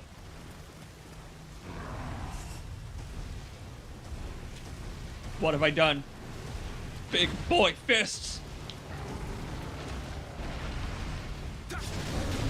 This is why you gotta be careful not to feed the kiddos. Look at that, I gotta poke him in the eye to get my souls back from him. Give me those. I need them more than you do. Give me my souls back. Thank you. That's great. Hey, what a great enemy. I like that they give you a couple of mistakes before he grows up. A bit of a growth spurt.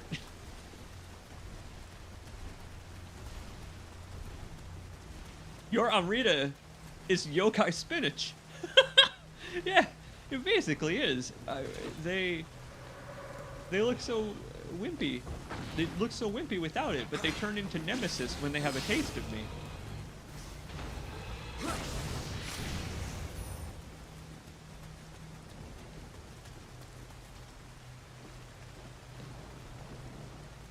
Speaking of nemesis, I have some good news about Resident Evil.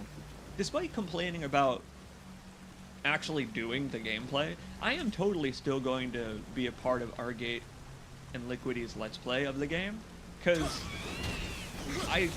I've been watching folks play it in New Game Plus.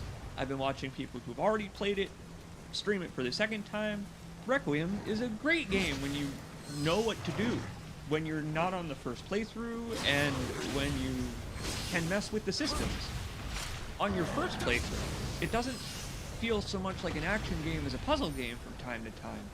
And on the second playthrough, you can do pretty much whatever you want to now that you know what you're doing. And great! I would love to be on a Let's Play of that. So, If you wanted to see Requiem, you're gonna get to definitely see it through Argate and Liquidy, and I'll be along for the ride. 'Cause damn. I've done every Resident Evil game since 2 remake with those dudes, so might as well keep going with it.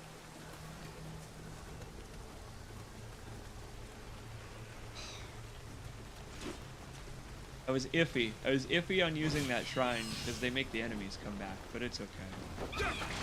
Oh no!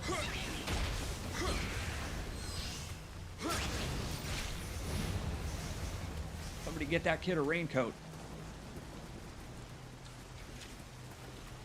So this is that new Digimon game, huh?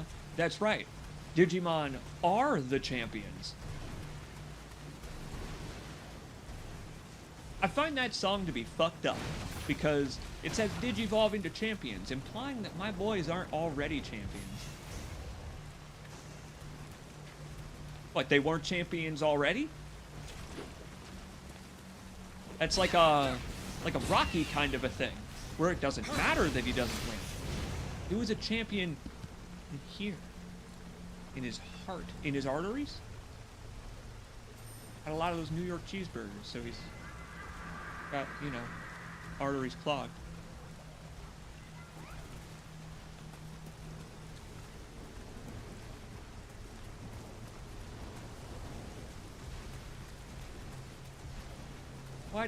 Why do characters in games do this? Can I ask? But I'm an idiot though to ask that because I used to do it in real life. The fire escape is locked, but you want to get onto the second floor of this building to take pretty pictures. There's a tree.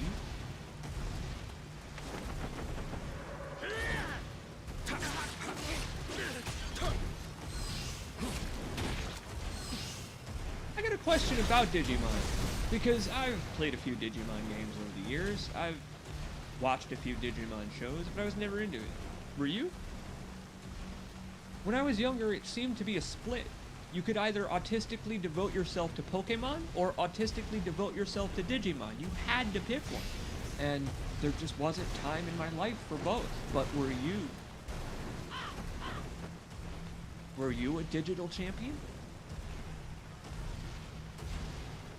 What, stand on air? Yes. Yeah. Did you often do that thing that video game characters do? Where you plant both your feet off a platform, but your center mass causes you to float? You don't fall as long as you don't look down.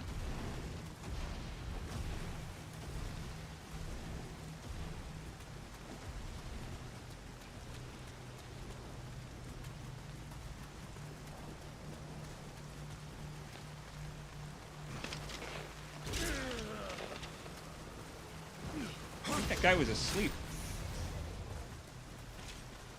Finishing novice. No, I'm an expert at finishing, I'll have you know. You can ask anybody. The game's trying to give me accolades. It's like, you need to work your way up the ranks of finishing before you can be the best finisher out there. No. I've been a finisher for a decade.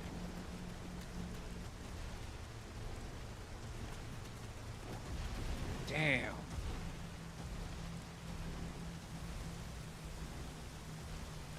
It would suck to be a person in charge of maintaining the shrine that they decided was destroyed in a video game.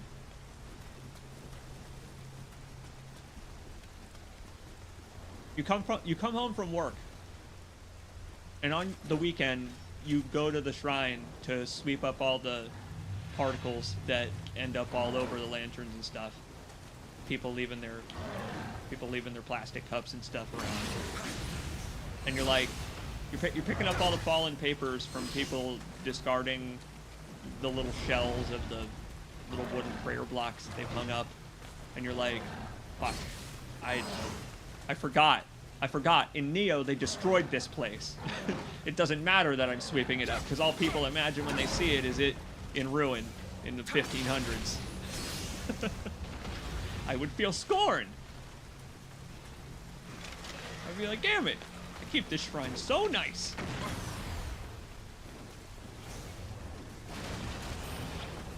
Oh, you done? You had an answer. I appreciate it, homie. You done?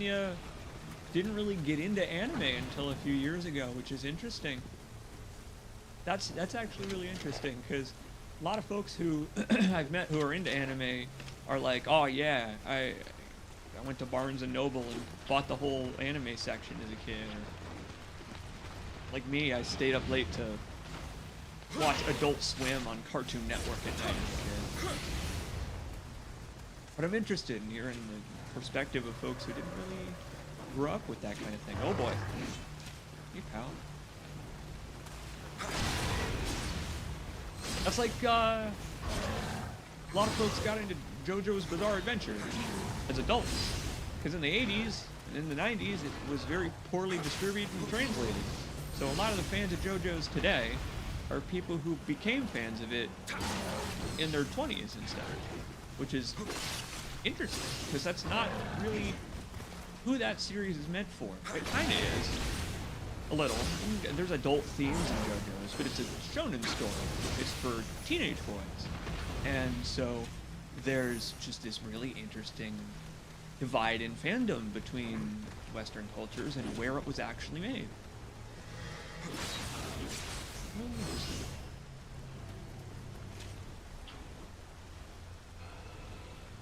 Man, Idunya does have specific arc memories, though. This is where ADHD is, it's a shame, where I am bothered a lot by the fact that I have it.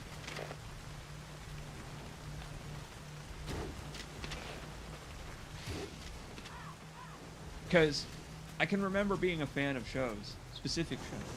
But the thing I have trouble with is specific arcs, story moments, and beats, character development.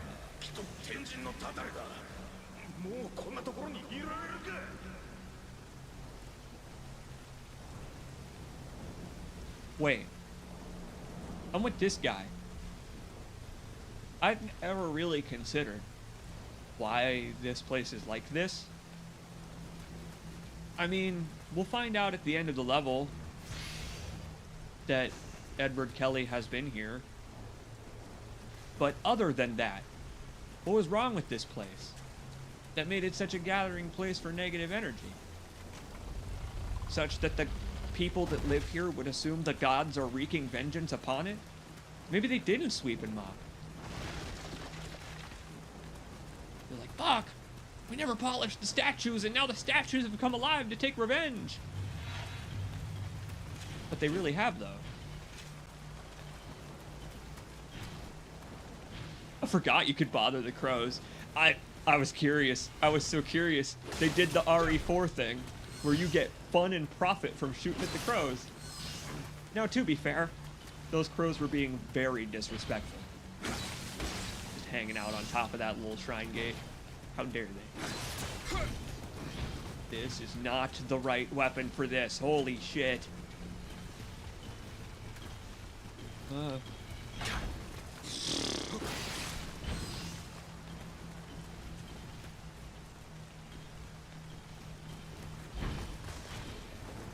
You gotta hit them when they're glowing, but you can do more damage to them if you hit them with the key attack while they're glowing. There you go. I'm gonna try Sarigama against that guy.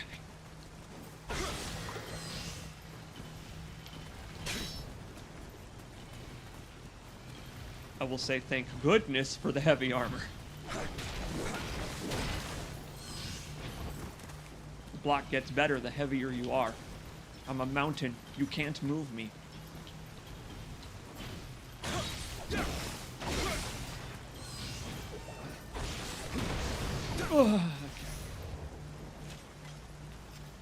And exhale. You know what would probably help even more? They pull out the Odachi, but that's okay. Here's another weapon I've rarely ever tried. We've got axes. Pretty bad axes.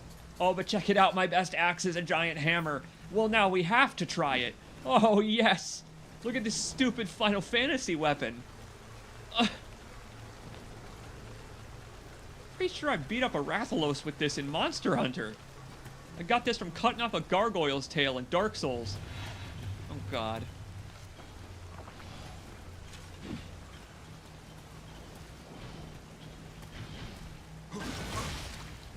It does actually a ton of damage.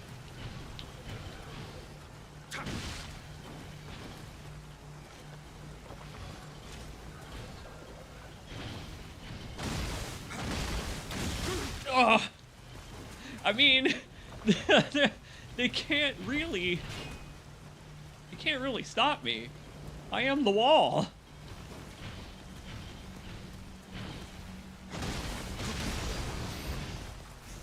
Look at that, I'm just taking so many hits, but they, oh.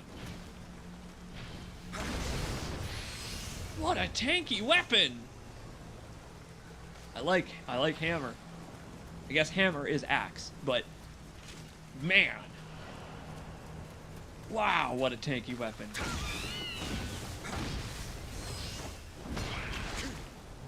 Oh, you little jerk.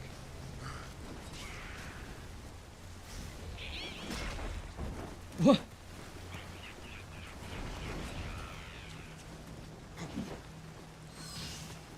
How? How is the little hopping gargoyle stronger than the statues?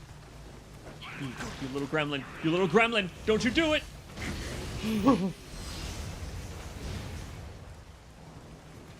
Wow. Yeah, I don't know how William does any of this. Look at that. That's... How do you do that without falling on your neck? This game has a photo mode, I think. I don't remember how to turn it on. Hang on. It's got a photo mode. Oh, maybe it's only Nioh 2 that has the photo mode. I just wanted to capture his face in mid-swing because he's like... He's corkscrewing his entire neck like an owl to do that.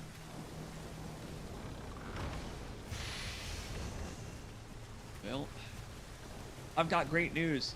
Normally, I am totally unable to wear any part of this vassal armor I've been picking up, but I need it for the lightning resist. Like, really bad.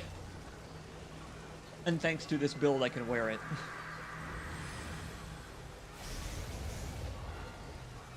Here we go. God. Plus, the vassal armor looks really cool.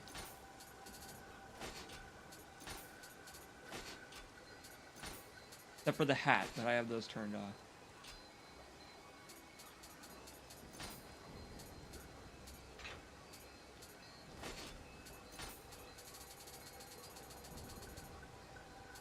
Lightning charm. See, this is something I like a lot about this game. You do pick up a lot of equipment, but it's useful for the level you're in. You know, I'm about to fight a boss that does basically only lightning attacks, and so they drop in the level on those corpses. Lightning bullshit. Brilliant. Okay, well, I actually want to try axe. What does axe do?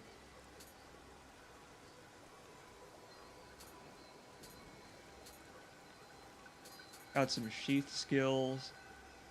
Got a spin to win move. I like that idea.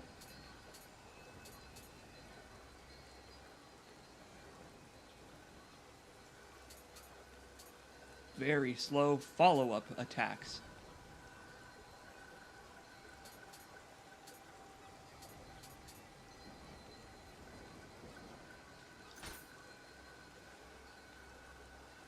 That looks hilarious. Grab that one. Grab. That skill looks hilarious to do to people.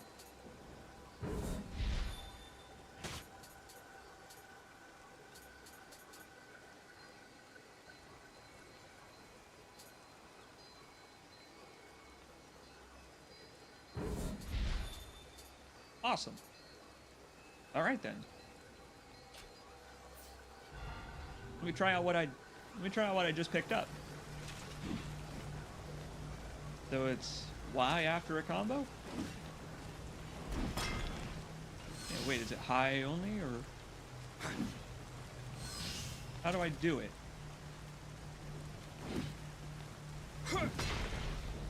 Hang on.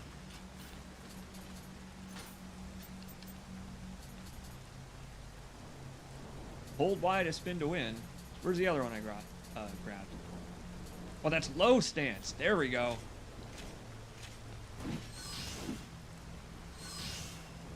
That's hilarious. I can't wait to try that on someone.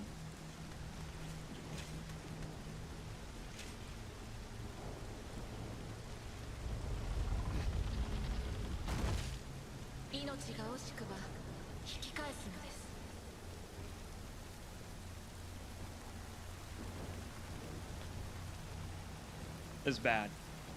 That's bad when you get that warning. From like a ghostly voice too. Not even a source of it that's like turned back now. You just hear it in your head like they're talking on your codec in Metal Gear. But you're not wearing an earbud.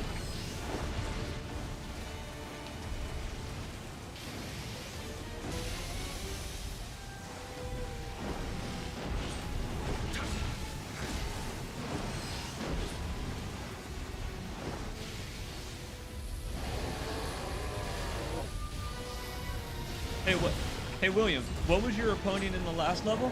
Oh, in the last level I fought a lady that could fly around like a bat. Oh, okay. Who's your opponent today? A lion that can fire laser beams made out of electricity. A little bit of a step up. Oh, and the lion has a snake tail that throws poison at you. I love that the snake has glowing eyes too. I've never noticed before that the snake is also a douchebag. Look at him. Look at the snake like freaking out like ah!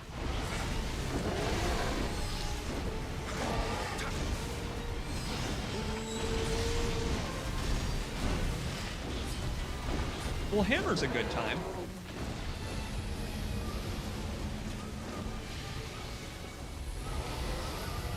Bad key. Get out of there. Oh, man. He is no smoker.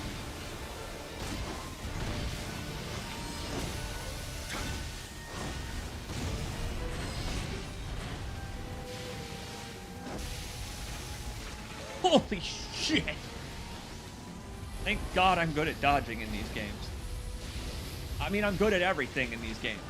But, like, the Dark Soulsing is... I used to Darkwood Rain Ring it in the forest, like, every day after school. So I know how to hit the circle button to get around a big, stupid AoE.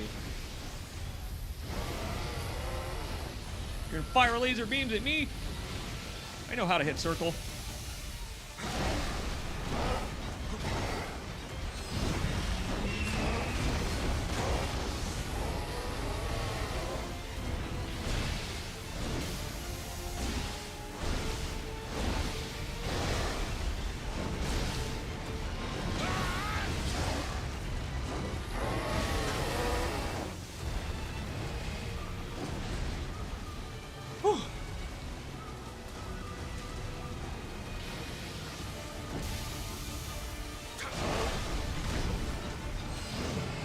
Fight is awesome.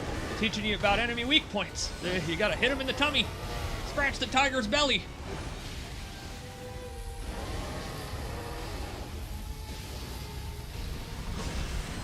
There's nothing new way under the sun.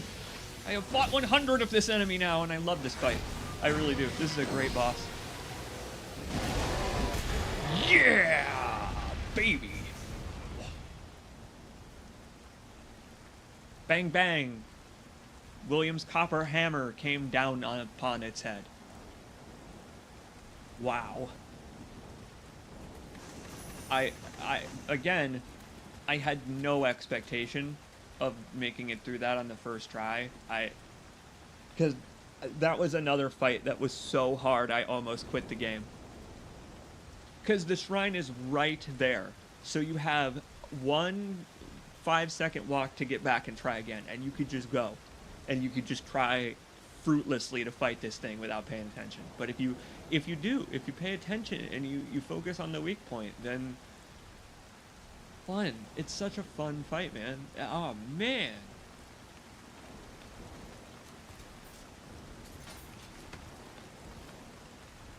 Wow. All right, stop. Hammer time. 私の士気を打ち払うとは。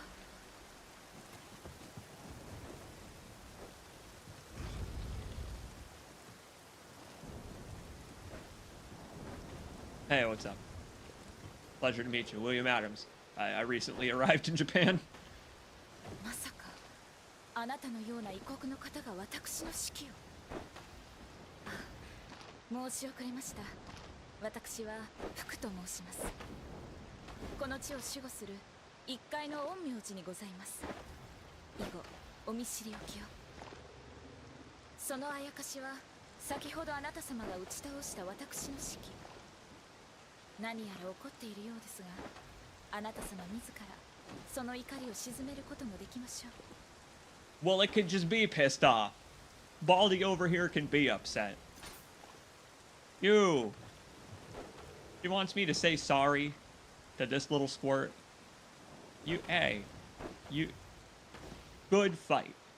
I wish I could turn into a tiger. I love all the scrolls stuck to its head.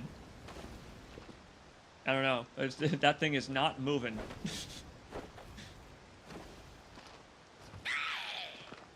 It's like, screw you! No, screw you, man. You put up one of the hardest boss fights in the early game, and then you're like, say you're sorry for beating my ass. I will never say I'm sorry. Well, at least I'll never mean it. What a fun introduction to gesturing. I don't know. Of all the things, they're like, alright, you may need to play multiplayer at some point. You're gonna need to communicate.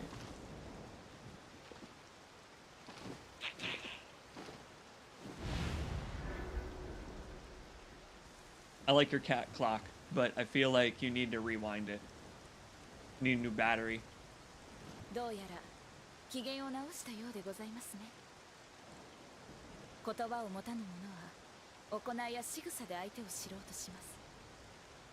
覚えておけばきっとあなた様のお役に立つことでしょう。 What if you're rude to him? I don't think he reacts, sadly. Sadly, I don't think he reacts if you do the wrong gesture. Well, it was a pleasure to meet you, Fuku. I mean, a real pleasure for the viewing audience, at least. You know, in the third game, I noticed that they gave her tights. She's not dressed appropriately for the weather. You're gonna catch cold if you don't put on pants, or a shirt, or anything. But I guess she likes to feel the breeze between her knees. Literally. Connects her more with the shrine, I suppose.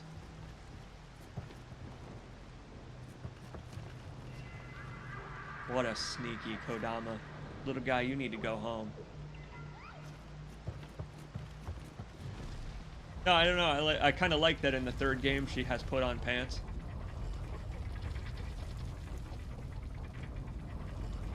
Beautiful engravings on this elevator.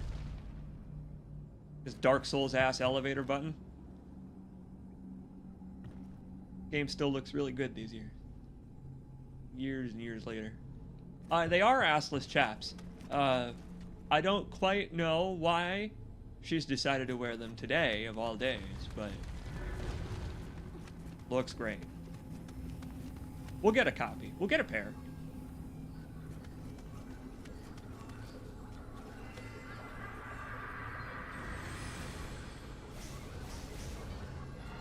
Well, we have a couple of options. We were given this spirit I've never used.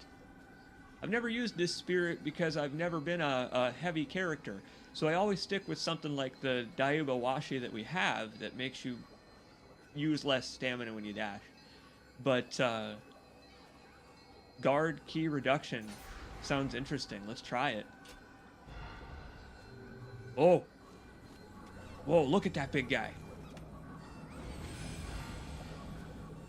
Yeah! Torrent has your measure. You know who else is an assless chap? Who, Ted? Ted, who's an assless chap? なんと太宰府の地下によもやこのような場所があろうとは。 Hey, screw this pile of rubble. William, you could hop around that. Give this guy a jump button. This level would be so much shorter.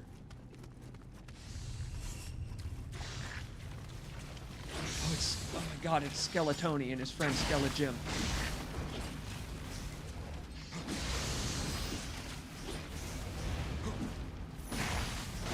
It's Skeletoni and his friend Bill.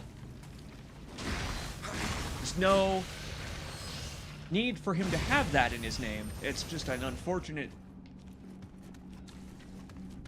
It's just a really unfortunate coincidence.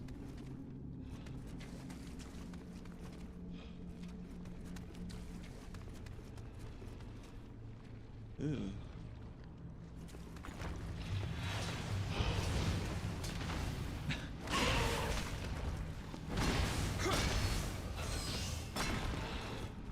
Indiana Jones is over here getting ready to sue.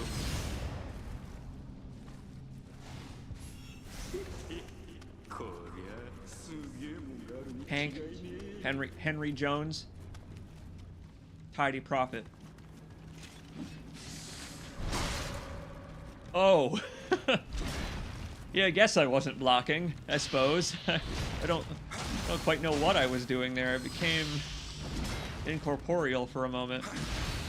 One nice thing about Hammer, oh man, normally you have to do a kick move to break apart these skeletons, but my weapon is a kick move.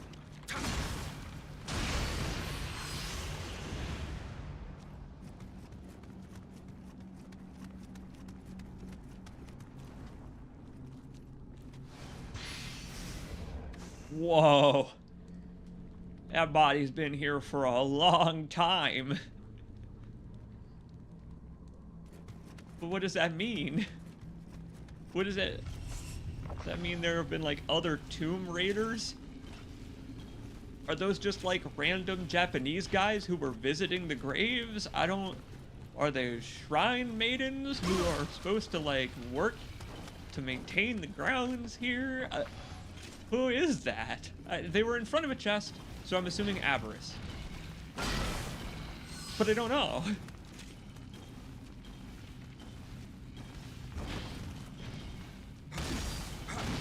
Maybe with... Wait. Maybe with Hammer I can block this. Oh, kinda.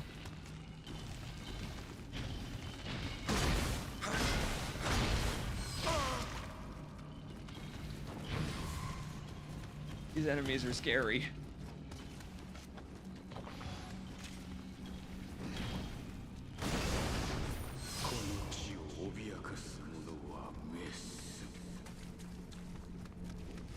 What? Wait, there are really spirits of people inside those statues. That statue just spoke to me. I had forgotten that that happens.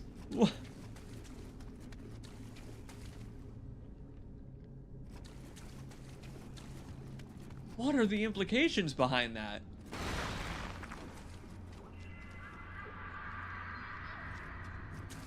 Like, is it a choice thing?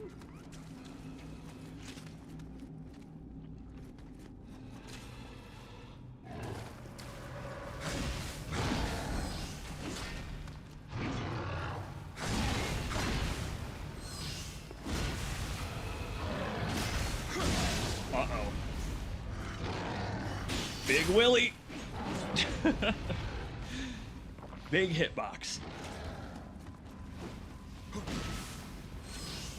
You know, I love the way that this game is timed. Excuse me. What is it? Animation-wise.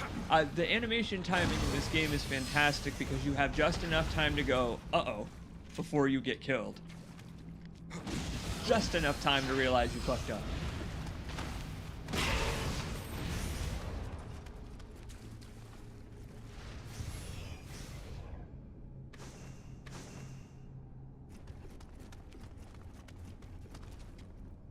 Yeah.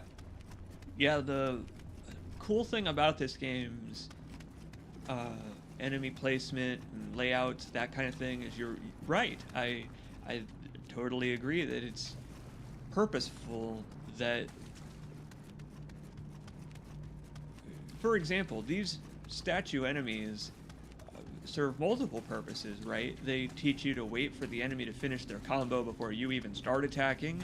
They show you that, yeah, you can iframe through one slow attack, but not plenty of them at one time.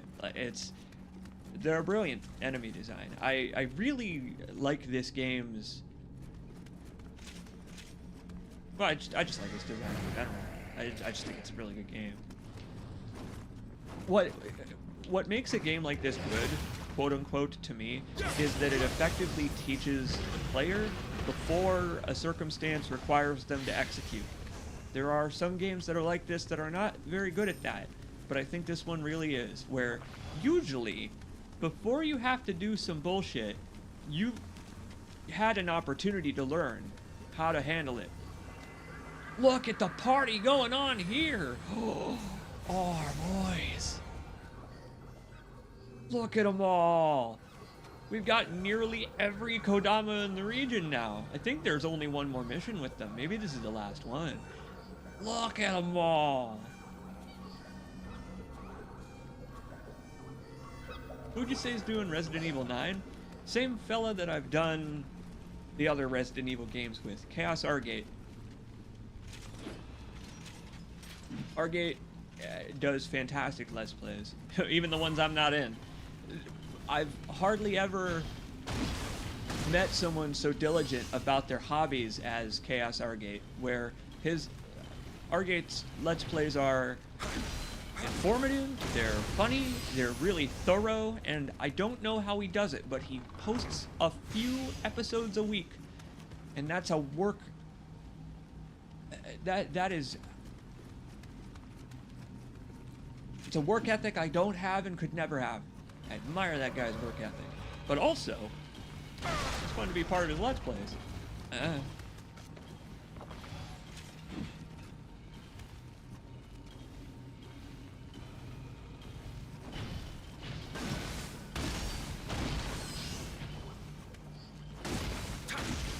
That tip about taking more damage if you're hit while swinging is totally valid. If I'm hit while I'm not swinging, it does like half my health. It leaves me an inch from death if I'm hit while swinging.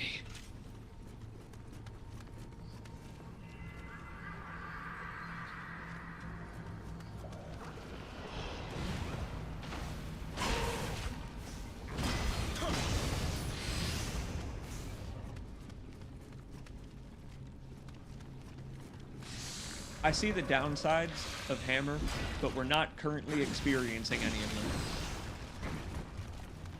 Not versus these enemies.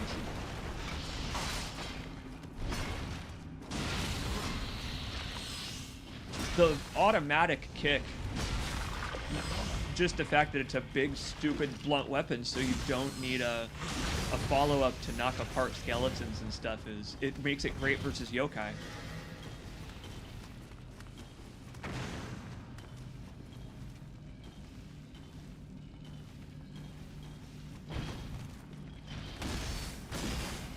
Fuck, that's scary. That man. But I'm getting braver about dodging forward through enemies. This weapon and spear are forcing me to stay in and learn. And I'm a big poopy pants baby. I'm a big poopy pants baby, and so I'm not good at that. I'd always dodge backwards, but you don't need to. If you learn to dodge to the side, I bet there's a lot more you can do. Yep. Oh boy.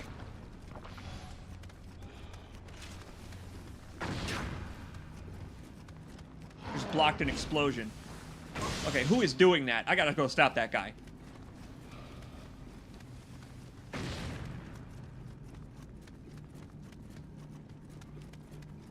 This is a very long way to go to do such a thing. Whatever, doesn't matter. I don't have time for my bow.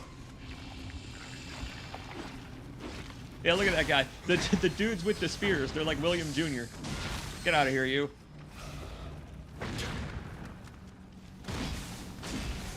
Oh, look, I got lucky. John Demon over here, he went back to his important business.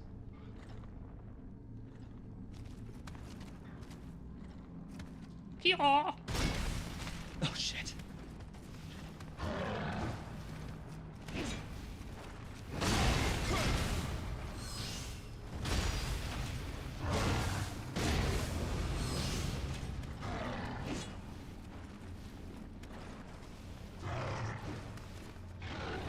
Oh, and about Resident Evil 9, worry not.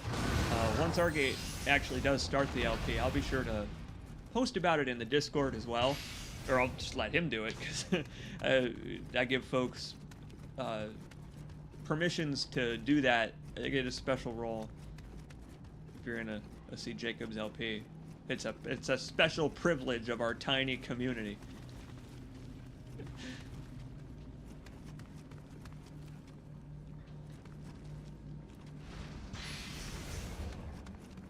Man, Ponzi, it never gets old, dude. Hitting enemies in the weak point for massive damage. I love that about this. I think we need to go this way to finish the level. There is a special gem that I need to poke. I don't know if it's like an ancient Japanese mythological special gem that opens sealed doors, or if it's just a level item. I don't know. It could be a 1,000 years old gem with a story, or it could just be a pretty lampshade.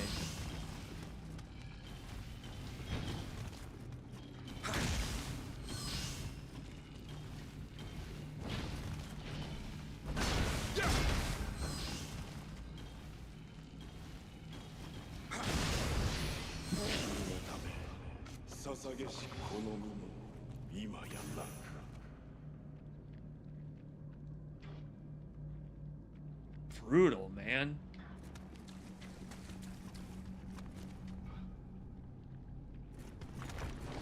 Imagine you are a soldier in service to an emperor.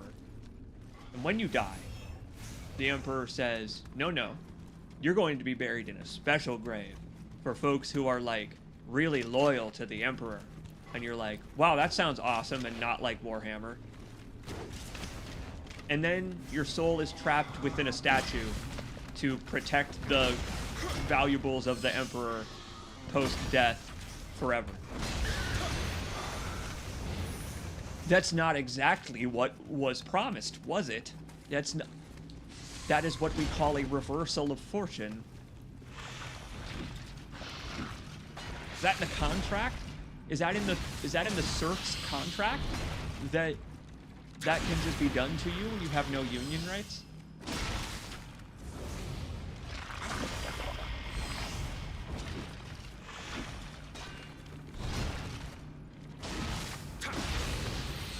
How does he not vomit from all of the spins that you do?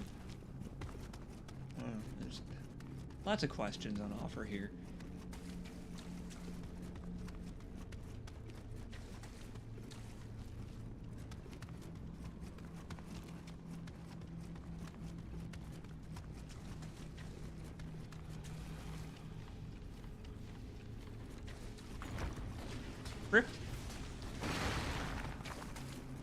No, I know that's an open question, but I'm kind of like, I'm curious. Do you think that's where you belong, in a crypt? It's an open question. You don't have to be dead. You could be alive and in a crypt. You could work in the crypt. You don't have to be buried in the crypt. I will probably be buried in a small cube, like that columbarium in Cyberpunk 2077. I will have a brick-sized wedge of ashes, like a brick of cocaine, made out of me. And then, like, at least I can be part of some nice architecture.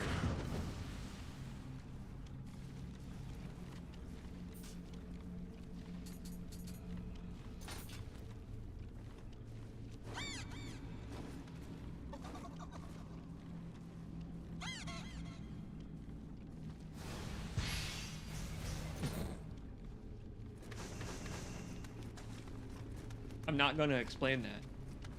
I don't need to explain what just happened.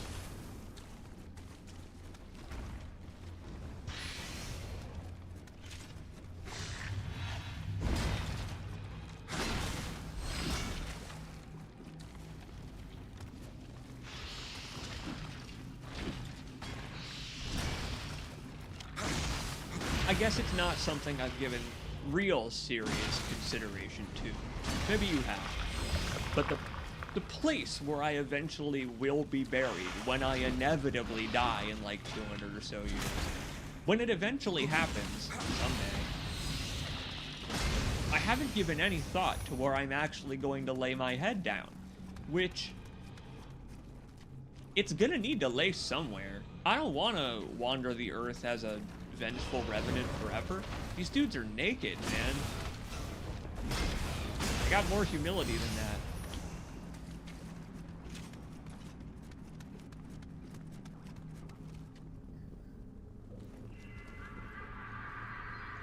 Once again, we get all the Kodamas. It's the one thing I'm good at. It's finding little green men. 森人様、私も共に参ります。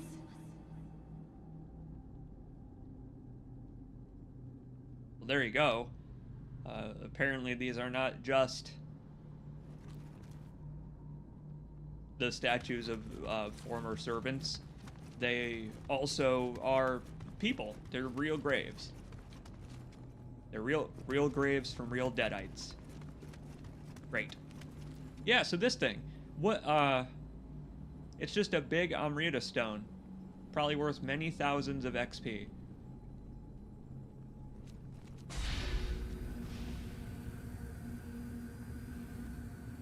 But look, it unlocks all the doors.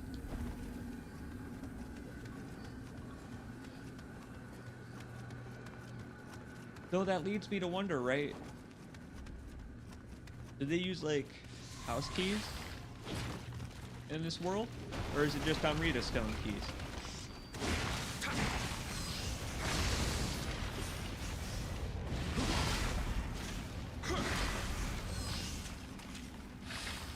I think that overall this might be my favorite level in the early game.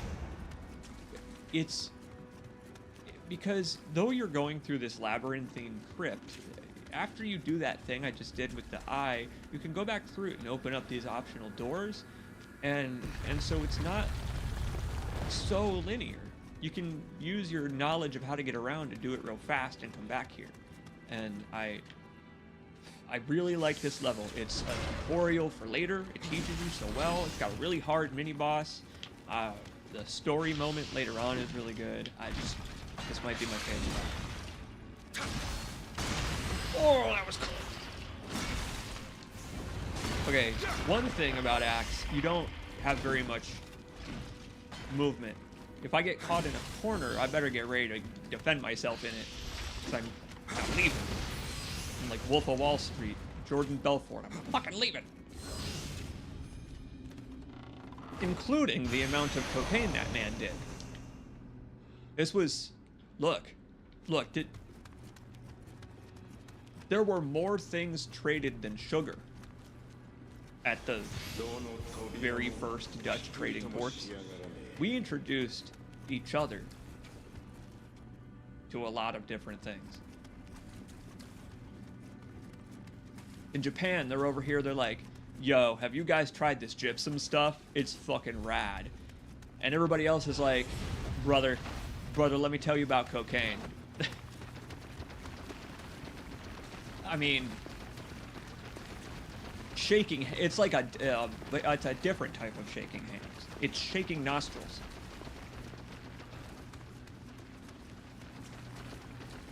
Is that even an axe? It looks like two pots on a stick. I can beat up enemies with it, and then afterwards I can cook William's dinner. Like a Monster Hunter game. And that's a Monster Hunter weapon. I really don't know what it's supposed to be. If we look at its description, it'll tell us. Because of course every weapon in this game is also a historical artifact, and they have historical descriptions. I'll look at it. One sec. What is this thing? Bronze hammer. Cast from bronze, it evokes a temple bell. Heavier than a wooden mallet. It requires more skill to control. When its force is focused on the narrow point, it can be a tremendously destructive weapon. Well, yes, but why? Look at how intricate it is. Look at the model for this weapon. Crazy. It's engraved and all kinds of stuff. I mean, tons of detail for a game where you're gonna see it at this distance almost all the time.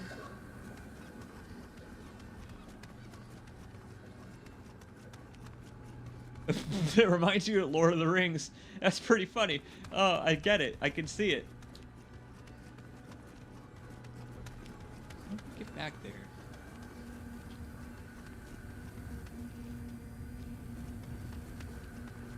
Thought there was another door on the other side, but I don't remember how to go back. Maybe you can't. Maybe you must run the entire gauntlet again, or turn around before dropping down, which I didn't do. Oh well. I have a way to make the run back a little shorter.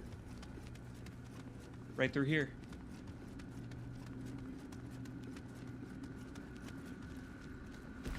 There's a bunch of stuff here, but I'm gonna ignore it.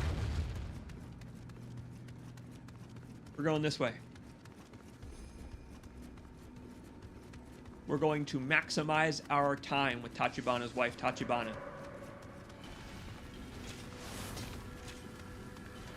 Again, it's just funny that even in the real world, you would call her Lady Tachibana. But I don't even know her by that. I just call her Tachibana because her husband is such a non-entity. That's really funny. Pleasure to meet ya. やっとここまで来たようじゃな、アンジンと。お主の顔を潰すようで悪いな。やはりこれは立花の方。これより私も共に参ろう。案ずるな。私には父より受け継ぎし技とこの雷切りがある。足手まといにはなるまい。 She just fucking basically said, don't worry, I have a Magnum, and I know how to use it. She brought a rocket launcher.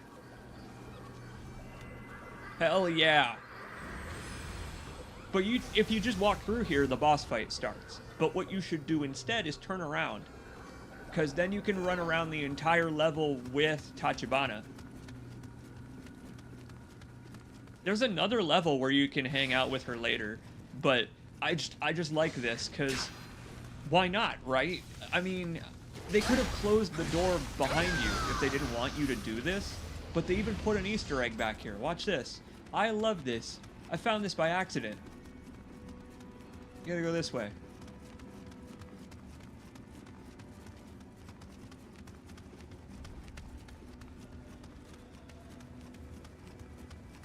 Behold! なんとかようなところに湯が湧き出ておるとは。 That's right it is, and you know what to do in a hot spring. おい、お主まさか。仮にも女子である私の前で躊躇せず。異国ではそれが普通なのか。 Yes. Yes, it is. He wouldn't have any problem with it in his culture. That was what's called a cultural exchange, Tachibana. I get to get naked in front of a princess. Hell yeah. Kia! Take that.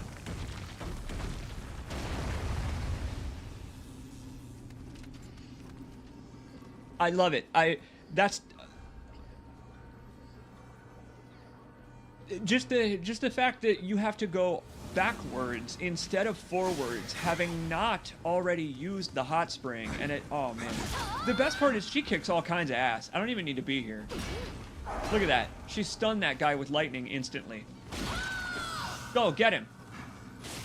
Fuck yeah. Yeah! I don't even need to be here. Oh. This game is gonna play itself now.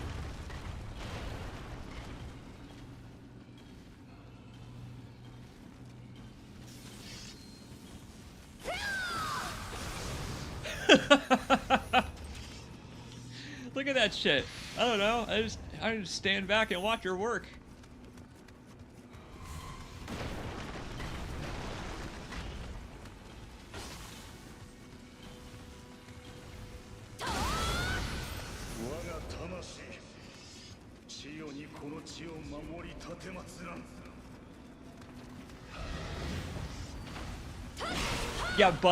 Yeah, but when you come back to life as an evil spirit, Lady Tachibana is gonna kick your ass and step on your stone balls. Like that, is that not the goal of any stone statue?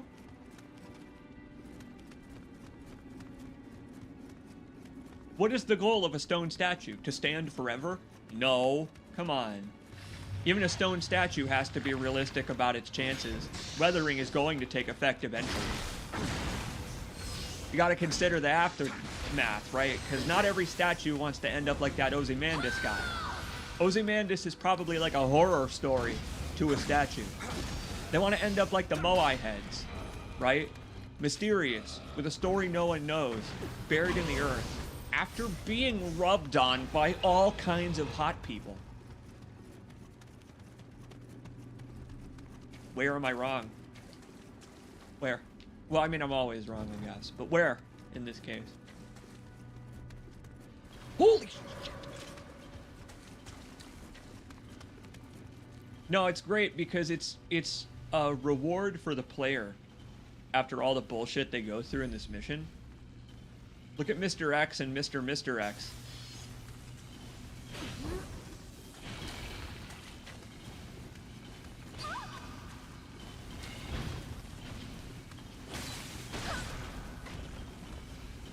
She's just so... I love that she's so short that a regular katana is the size of an odachi for her.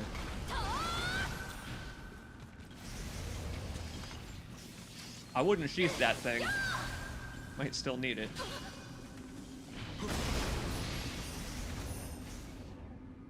We can become that awesome with a sword. We're not yet, but we can become that cool.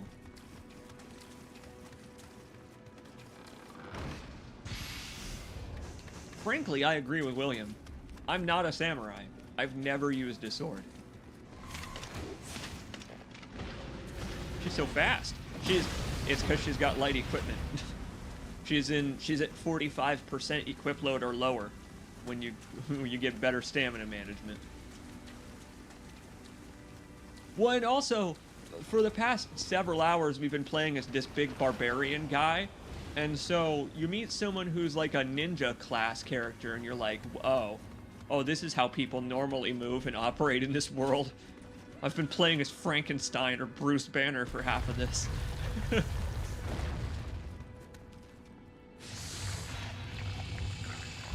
It's great because, like, you can see souls flying to me from far away. She's even beating the shit out of them without me being present.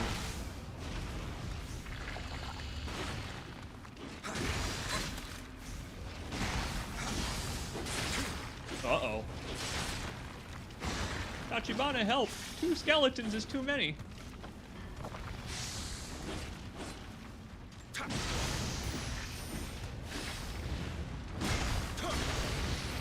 Sure.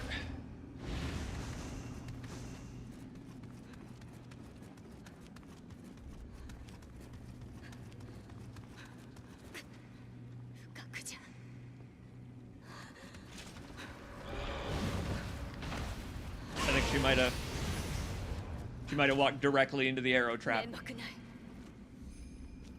That's fine. Happens to the best of us.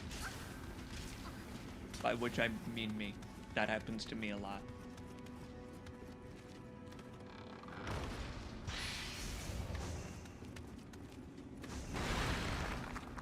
I was right.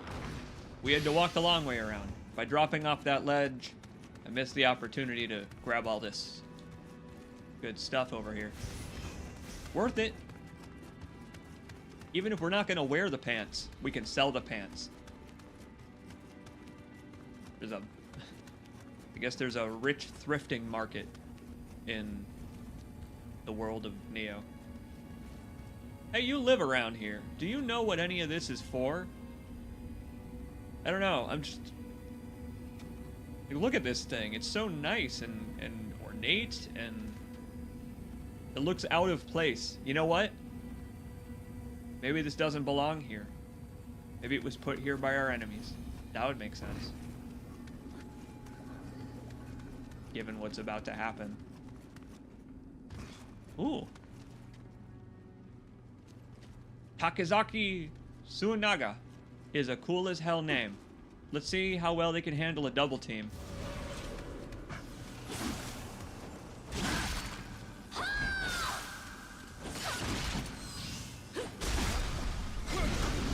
Oh! 何人たりとも犯すべからず Divine Wind, huh?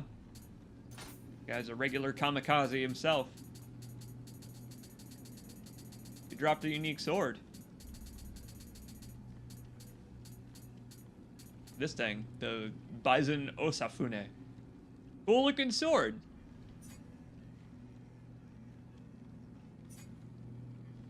Weaken armor. Huh. I guess that would be good against humans. I don't know. Every weapon has a base perk that only that weapon has. So there is a reason to use very specific weapons that you might like, where it's like, yeah, I'm going to use equipment to weaken armor so that I hit a guy once and then he takes twice as much damage from then on. Lots of build variety in this game.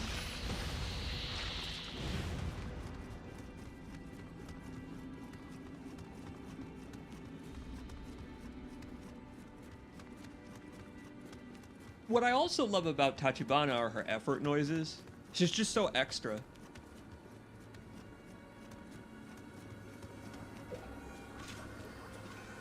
All right. Teamwork.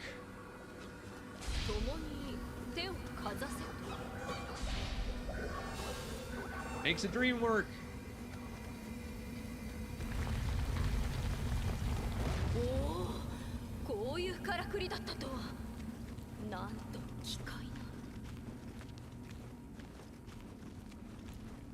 I feel like the subtitles sold her short there. Because in Japanese, based on the length of that line, she probably said, "What was that bullshit?" She's like, I've never seen bullshit like that before.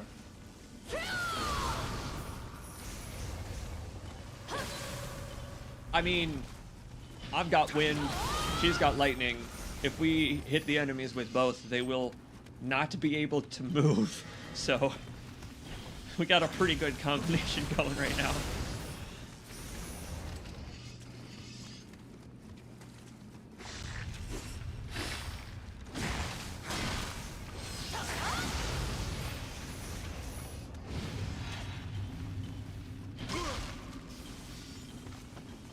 It did take just a bit for this build to start paying off, but it is now. I'm just trying to imagine using this big hammer wearing light armor, getting stumbled out of my attacks by every hit. Poor William and his Parkinson's won't let him complete a combo without getting all, you know, jittery. Come on.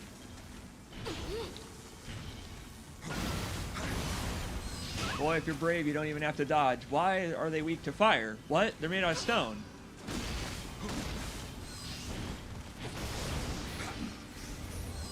Whatever. I won't question it, I guess. There is not any time to question it. It's an action game.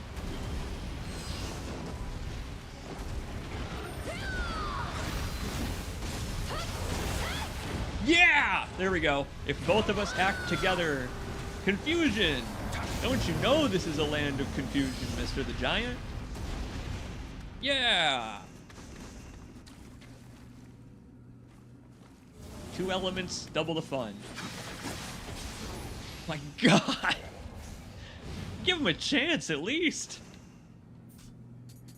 Good job.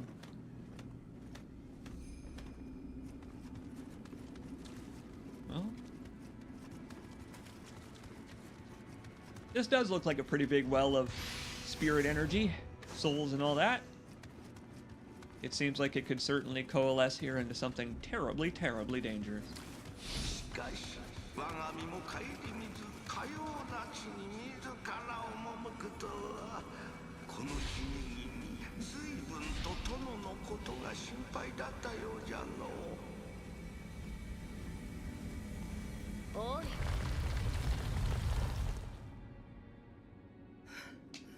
Here comes trouble.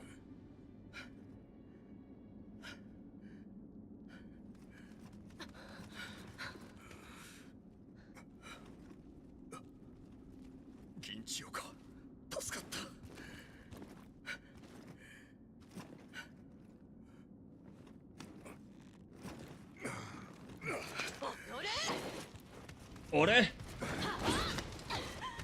Hey! What the hell are you doing? 貴様何者じゃ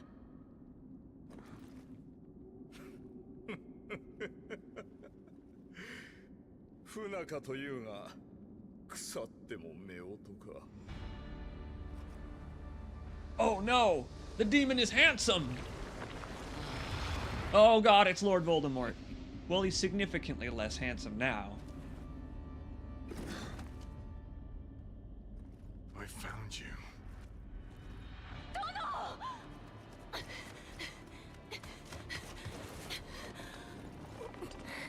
殿 Well, well, well. I never expected you to follow me all the way to these godforsaken islands. God, and he's You will return racist what you too? took from me. Now. Yeah! Sorry. Big Willie! This spirit's part of my collection now.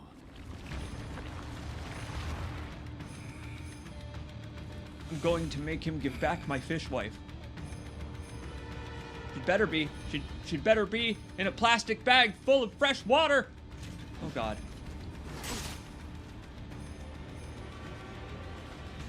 He doesn't know. Edward Kelly, he doesn't know how to raise a beta fish.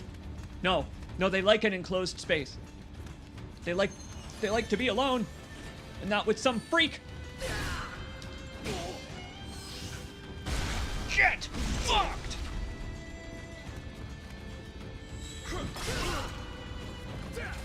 You need to understand what Kelly's real plan here was. We arrived, like, just in time.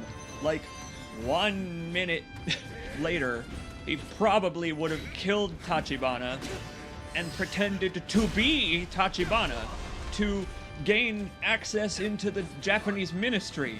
And I'm glad that we stopped him from doing that.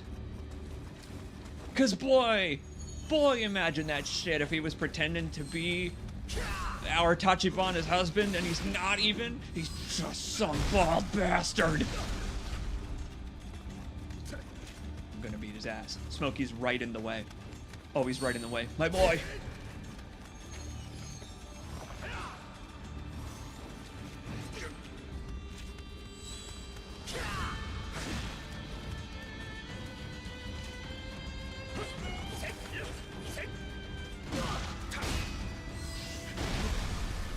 It never stops being satisfying. What a satisfying parry.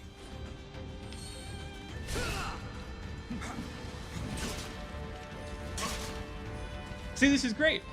Because Edward Kelly's not really Tachibana, so he's fighting pretty good. But he's not really him. So it's like kind of a lame-o version of the real guy.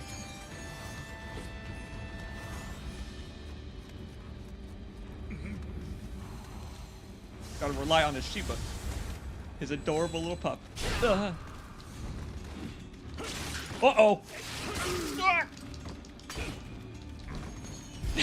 Oh, I don't think so, Eduardo. Oh, yikes. Hear him laugh at me.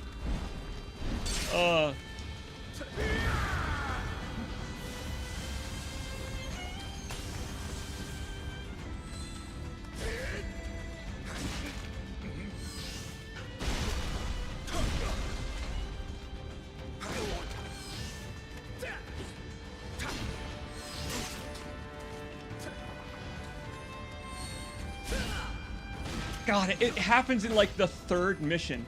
I can't believe it happens so soon. This is one of my favorite fights, I think, in the entire game. I gotta say, because you're saving these idiots, and you're trying to rescue your fish wife.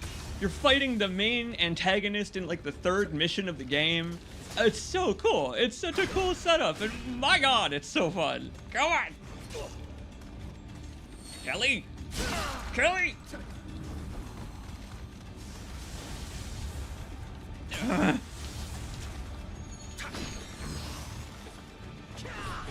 A fatal mistake!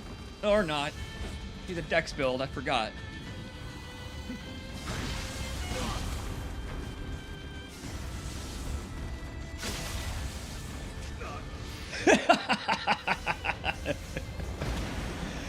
What do you have to say for yourself now?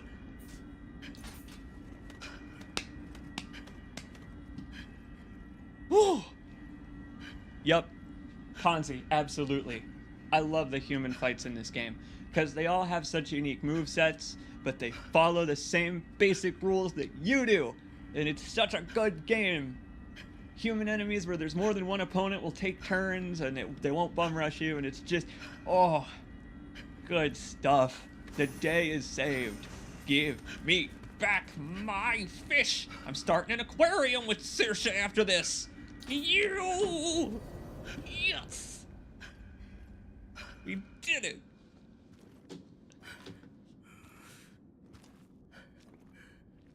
First try, baby.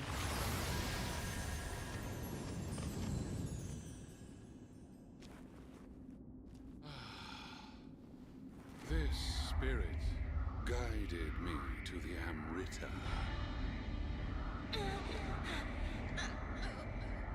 My wife! Fuck. Oh, man.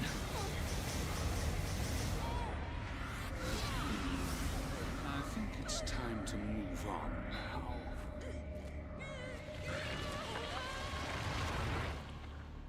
Check it out. He got away with the spirit stones, but we just preserved Japanese history, baby.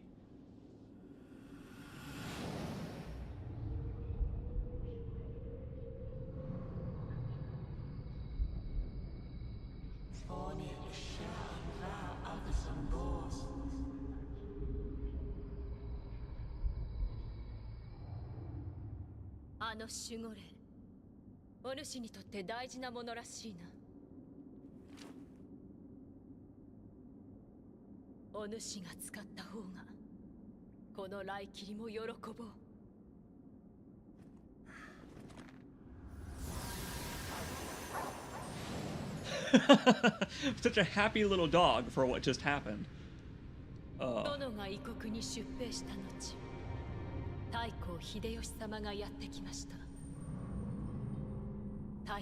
That's not our Hideyoshi.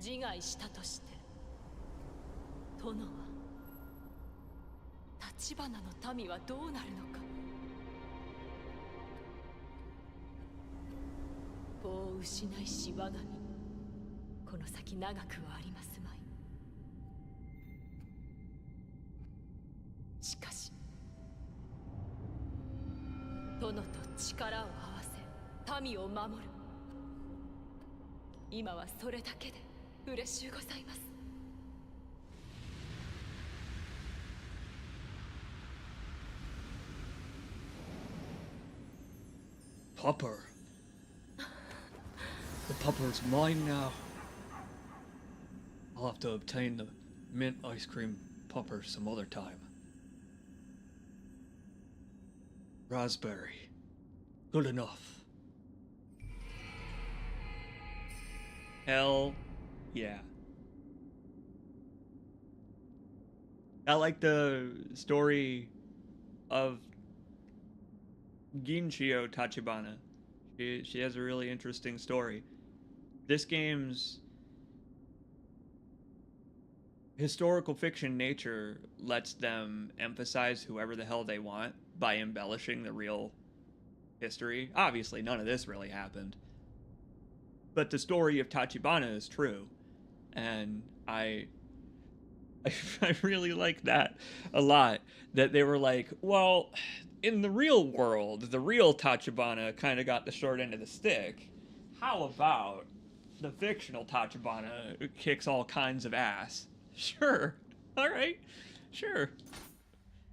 Well, we did it, everybody. The day is saved. Thanks to the Powerpuff William.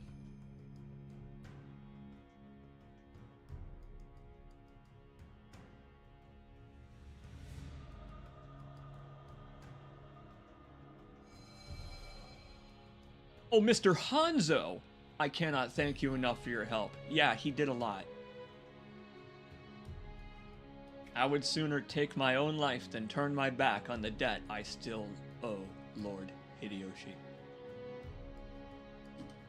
Bad news. But I like that, though, in a way, that the guy's like, look, dude, I have a life debt. It was nice of you to save me from the evil ghost man, from fucking Jason Voorhees with spirit stones, but I can't. Got prior obligations. Fair enough, man. But look, he's still willing to do us a favor, which is nice. I appreciate that. He's like, look, I have to abide by real history, so I can't join the other side of the war. However, you're like, you want some side missions? He's like, I can provide some side missions. Here, it's down here's something fun. This is fun. Lady Ginchio sent a message to request that you accompany her personally on her search for a gift for Lord Munashige. That's cute. That's very cute. She gets back and she's like, yay, me and my husband are reunited. Now, for the Lord, we're gonna prepare a big fancy gift to say we didn't get owned and fucked up and lose our spirit stones and stuff. But it works. In real history, it works when that happens. And that, I love it. Can I go to the real Tachibana's bio yet? Here. I don't remember where to access that even. Here we go. This is one of the coolest things, honestly, about the game, is that I'm not just, like, pulling all of this off Wikipedia or anything. It's in the game. The more that you beat up certain enemies or meet certain characters, you get the real mythological origin of them. And that's just, it's not necessary. They didn't need to do that, but it's cool they did. All of our guardian spirits, too. Our Wendy's bird.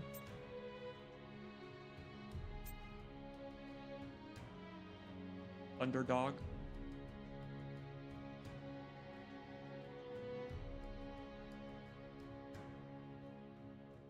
Legend has it that when Tachibana Ginchio's father, Tachibana Dosetsu, succeeded at cutting lightning, the defeated lightning spirit transformed into a Raiken and has served as the Tachibana family's guardian spirit ever since.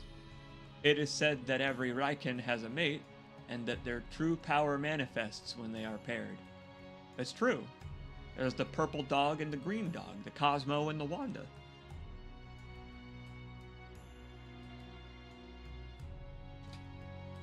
I love its little drum, but I mean, you never get to see these up close, and so the little details on them are wild. There she is. He has been with William since he was a child and is both friend and family to him now. I like that description of Saoirse being from basically the first person almost. Friend and family, or perhaps something more. That's right. Fishwife. Yeah, and the real Tachibana's around here somewhere.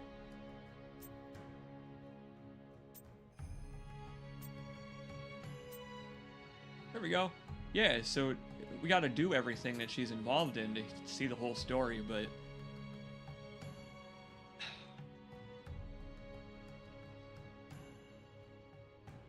it's cute. It's just cute to me because they took one of the few stories they I don't know how to describe it. I guess I've waxed poetic about it enough. There aren't many stories that are like this in history, where prominent people also have, through their familial connections, a story that you can just inject other people like William into. He wasn't really there. The mission we just did, it was a metaphor. And it just makes me wonder, like, how you would do anything like that for, like, an American story. Red Dead Redemption 3 does not just feature a mission with a Bigfoot. You are Bigfoot, living in the American frontier. And you interact with, like, all the founding fathers and shit as it expands westward, and your Bigfoot family is pushed to the west further by American domain expansion.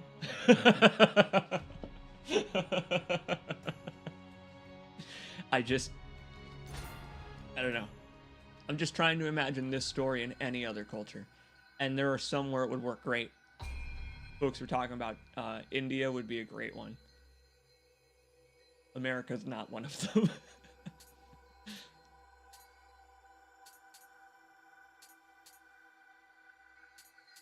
We got a lot of spirit. A lot. We could, oh man. We are at 76,000.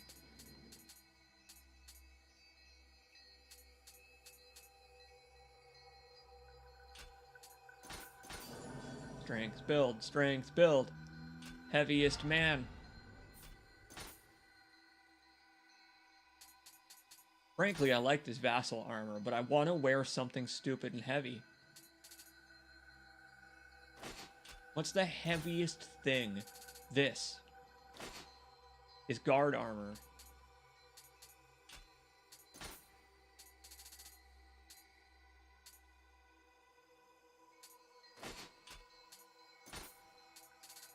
Whoa. Whoa, it looks awesome. Whoa. I've never worn this. My armor has a six-pack, and it's on the nipples. My armor flexes so hard the six-pack moved up. I mean, heavy armor is just not always useful in this game, but we've found a way. This gets me up to a whopping 92% equip load, but I can wear it. We'll try it. Let's do a quick side mission, and then we'll take a break.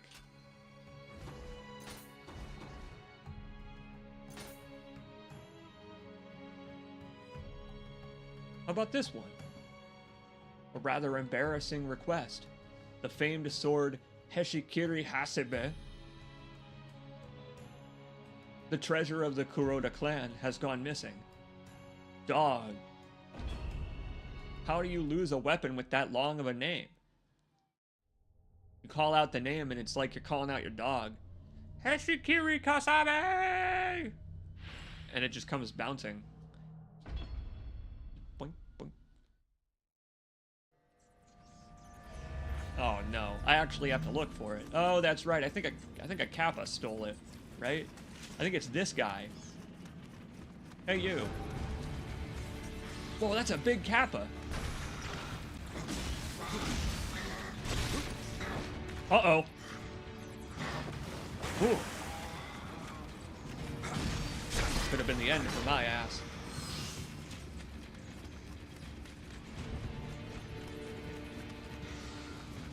Come back here, you. Where you think you're going? End of the line, asshole.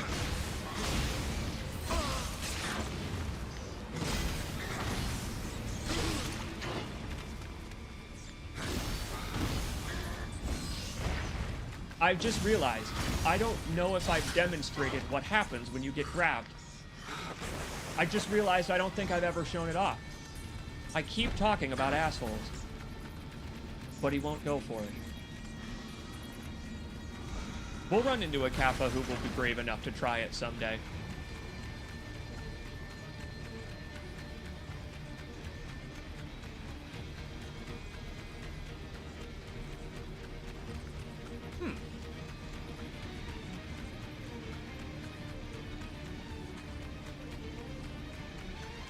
Well, he's not making much headway.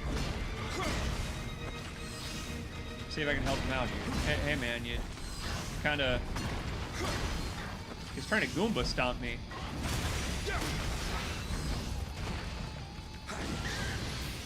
Could I... Yeah, I know you fancy yourself a sword spear user, but I'm the only one around here who can pull that off. Sorry, buddy.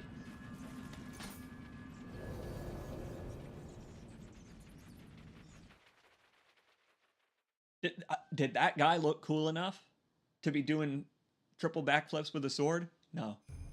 Not. I mean, but now we consider mutant, ninja, turtle. All we need is for it to be in a certain age range. Yes, that's Hashikiri Hasebe, all right. The treasure of the Kuroda. Bestowed upon my father by Lord Nobunaga himself. How could I have ever faced my father again if I'd lost it, like I did? My deepest gratitude, Sir Anjin. And don't tell my father, okay? You got it, man. I wouldn't dream of it. I'll just leave it to him to question why you're suddenly extremely late with your weapons, you know, just like clutched under your arms like footballs, all 10 of them. No, my you don't understand. My belt came off and I didn't lose any of my weapons. Look, I've got them all right here. There's another mission that unlocks here.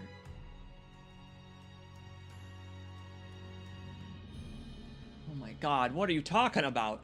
Sir Anjin, could I ask you to search for the sword Heshikiri Hasebe, treasure of our clan? Unbelievable! He lost it again instantly. Instantly. Overjoyed. I would be overjoyed this time. Right. Rumor has it that around the time the sword was lost, dead warriors began to roam the cave. Let's go get it again, then. I guess once was not enough.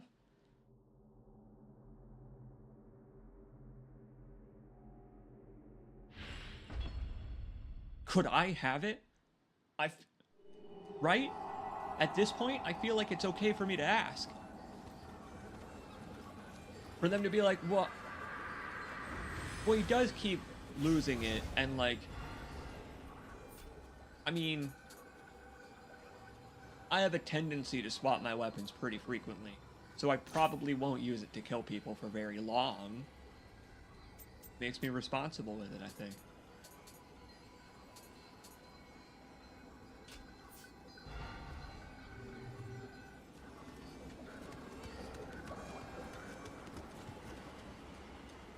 You know, and that's what I would call William. Responsible.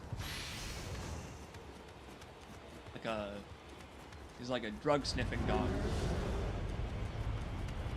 But he's a fish-sniffing dog. There.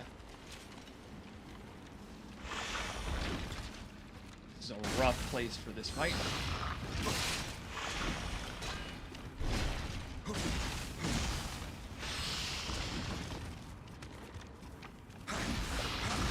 Is Sir William a Taurus? Well, I guess he is now. Now that I'm using this guardian spirit. If he wasn't one before, he's an honorary Taurus. I don't know when his birthday was, actually. Maybe, I don't know if we know that.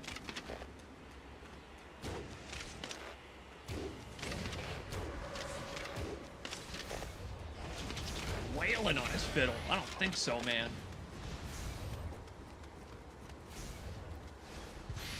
Not a fan of Shamison. LOA.test.subject.1. Right. Thanks, Koei Tecmo. Don't know what that's a reference to, but I'm just going to imagine it's an Assassin's Creed style thing, where this game has some sort of meta universe, and I've jacked into a computer to play as William Adams.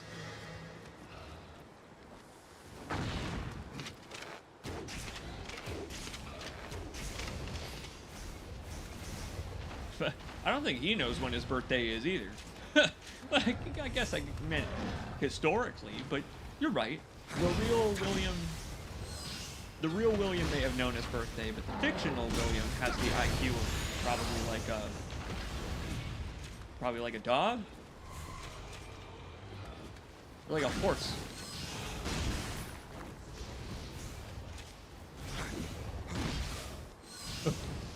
Have a nice trip, gentlemen. See you next fall.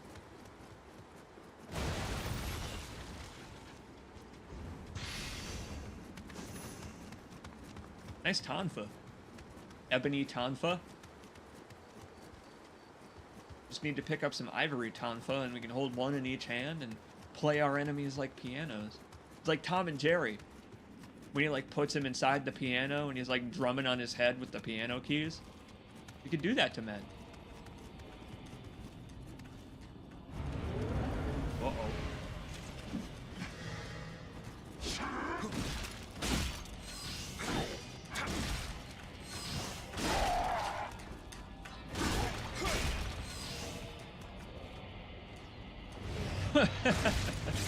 That dude just did what I would do.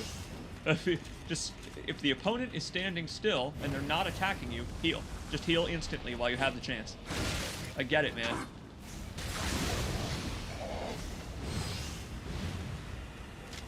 Hey you. Hey you up there.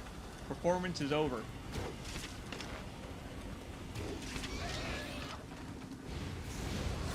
Bono over here is like, nah, man. We have to save the environment. I don't think so, sir. I now see why pollution and environmental destruction are a force of human nature. I get it. It's because of situations like this, where there are too many demons running around in the forests and we need to burn them down. I have to burn down the forest. There are yokai umbrellas that live there. There are mutant shamisen. There's a mutant shamisen that eats a man and forces him to play for it. The guy probably didn't even pick up an instrument in life.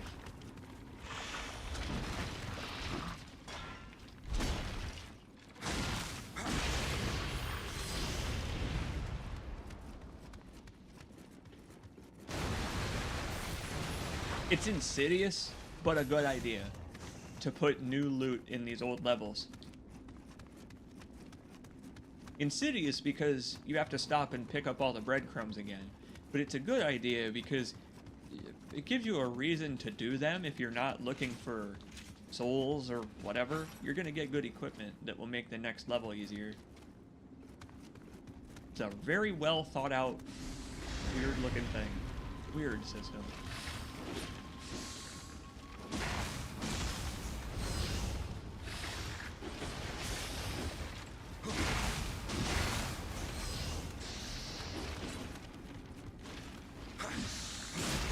This time, I appreciate that the bandits I killed the first time through here are still dead.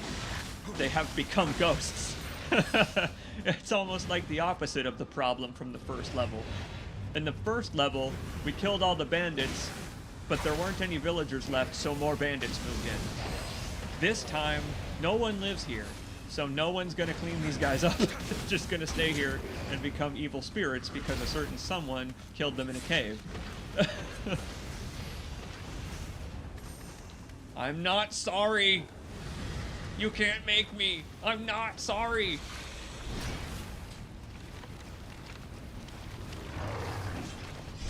You can't make me be sorry.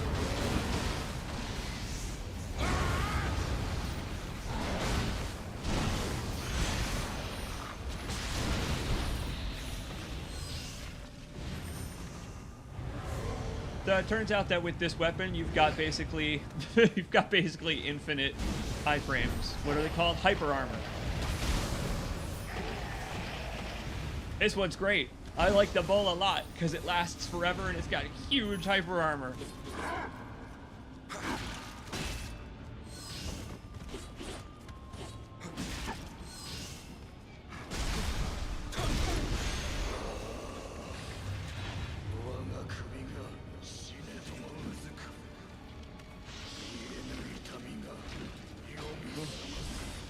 This dude's over here talking about how he's all throbbing.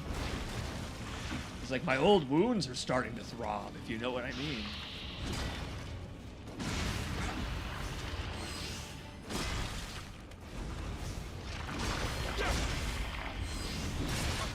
What a great world, actually, where ancient paranoid mysticism is true and real. I love that, actually. In Nioh's version of Korea, they have to turn off their fans at night. Not because they will suffocate, but because the fan will grow mutant tentacle arms and strangle them. That kind of suffocation.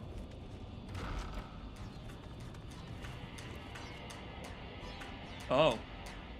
Oh, dude. Oh, look at him go. Oh, God, his little shamisen has a mouth. Oh. Oh. Oh, if you look at it, he's not really moving it at all. The shamisen has little arms of its own, with which it is moving his hands.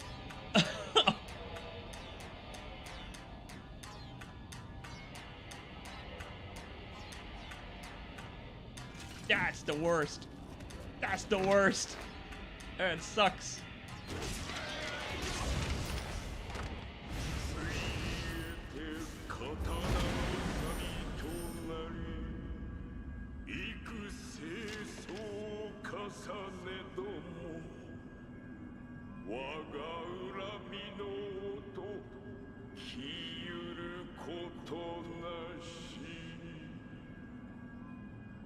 His music's not even good either. Mutant shamisen sounds rad. The thing is, the ancient guitar was better than his singing. He was being upstaged by his own instrument. If you aim with a bow, it only turns red if you point at the shamisen rather than the dude. Yeah, it's such great little detail. Like, I love that the dude is like still rocking out though. The dude is like, whatever, I'm stuck here. Might as well whip it. Well, I got your sword back. How did that guy even end up with the sword? I'm about to find out.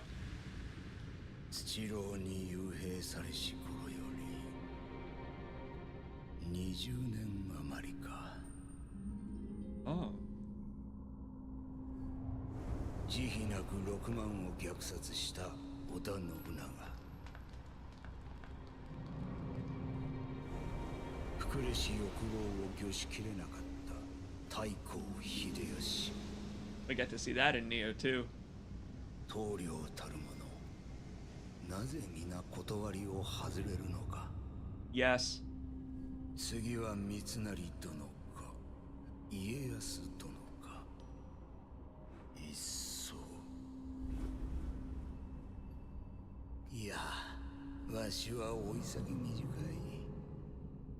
天下の是非を見極めるは長政。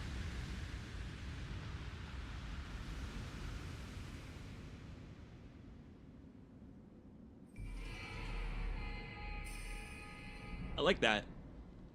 Some people, they even in their old age, they never give up on their principles.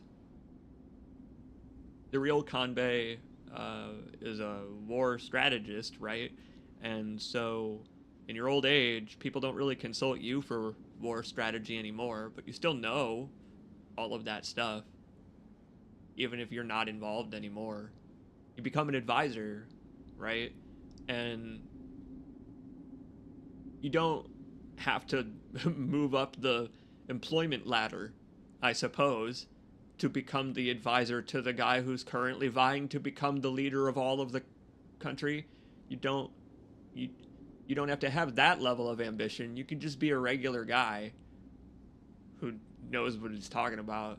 And I like that. I like that they go that route with this, where they're like, well, that guy doesn't need to take his ancient sword and become a hero, old grandpa doing Yoda backflips. No, he can. Old guy Kanbei can be retired. He can have little of retirement as a treat.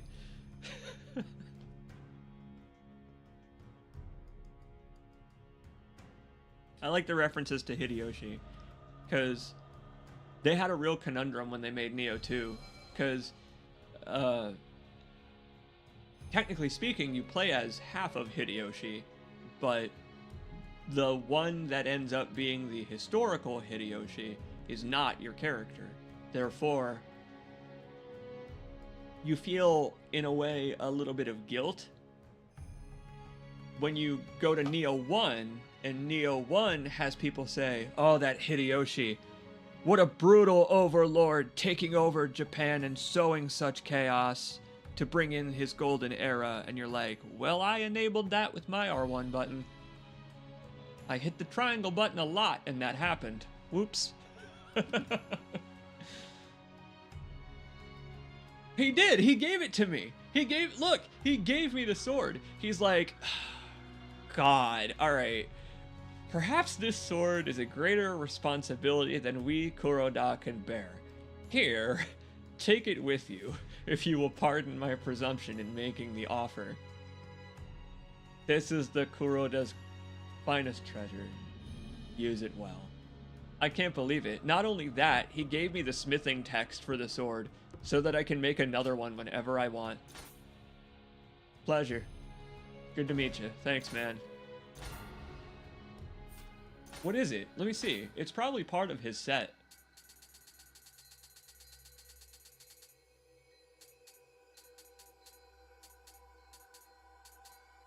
Tactician's ingenuity. There we go. That's the least he can do. We retrieved it twice. You'd think he would give me a palace for that, but unfortunately he knows that we need to get a move on, so he's not going to offer. Here we go, though. Legendary Strategist's Garb. Enemy Sense, Treasure Sense. Extra defense with Kanbei's Spirit.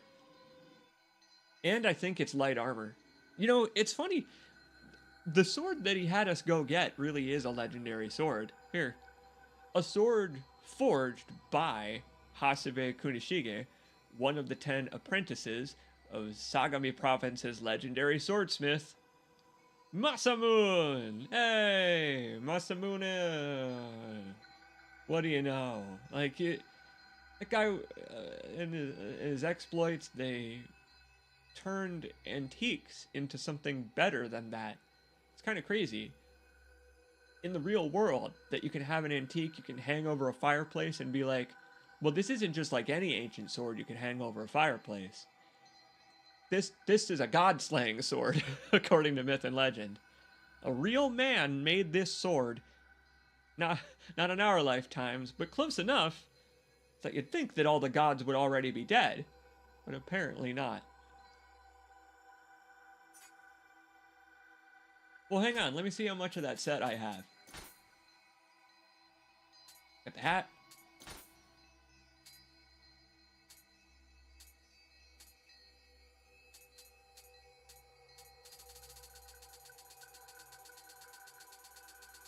I don't have enough of it. He only gave me a copy of his hat. We will have to pick it up in the next levels. It'll have to drop for us because we don't have the rest of it. That was like our introduction to sets like the Raging Bull and the Legendary Strategist.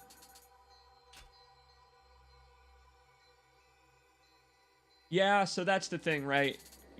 Ponzi, you probably have noticed, or you seem to have noticed already, that the legendary sword they gave us, I've already got a vastly better one.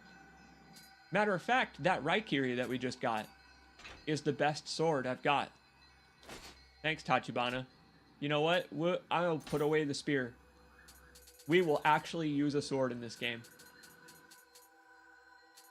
By the way, if I ever want to get rid of all this, I can just go to my buddies, the Kodamas, and just donate everything. Don't need to.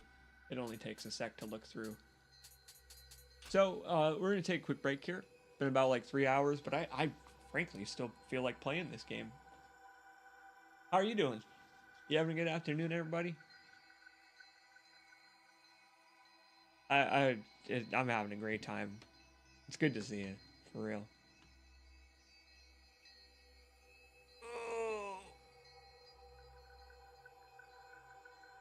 That was a great couple of missions, honestly. We'll play some more, take a quick break, and then I'll come back, but damn, man. How are you?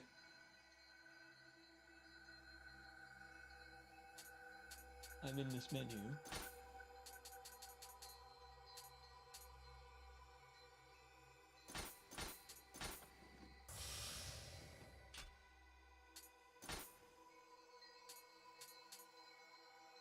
Finally I can grab the rest of the living water skills. Oh, it took ages. Oh. Alright, so we've got low living water. Where is medium living water? They're all in different menus in this one. That's low living water. There's mid living water. And I already have high living water. Thank God. Finally. Oh, this has been such a pain. I haven't been able to get my stamina back when I dodge roll for the whole game so far. But now, the whole game changes. The moment you get those skills. Damn. Oh, man. It was fun. I had a good time. I'm glad. Hey, I'm glad you're having a good time. I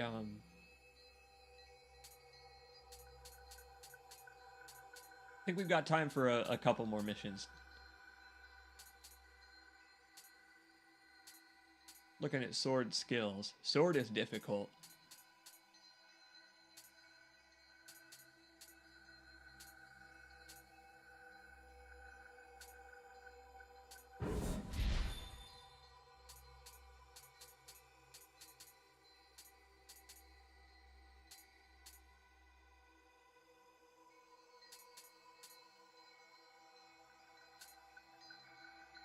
Oh man, yeah. The dodging in this game is very tactile. Got a very like good stop and start. The game's animated really well for a game with so many animations.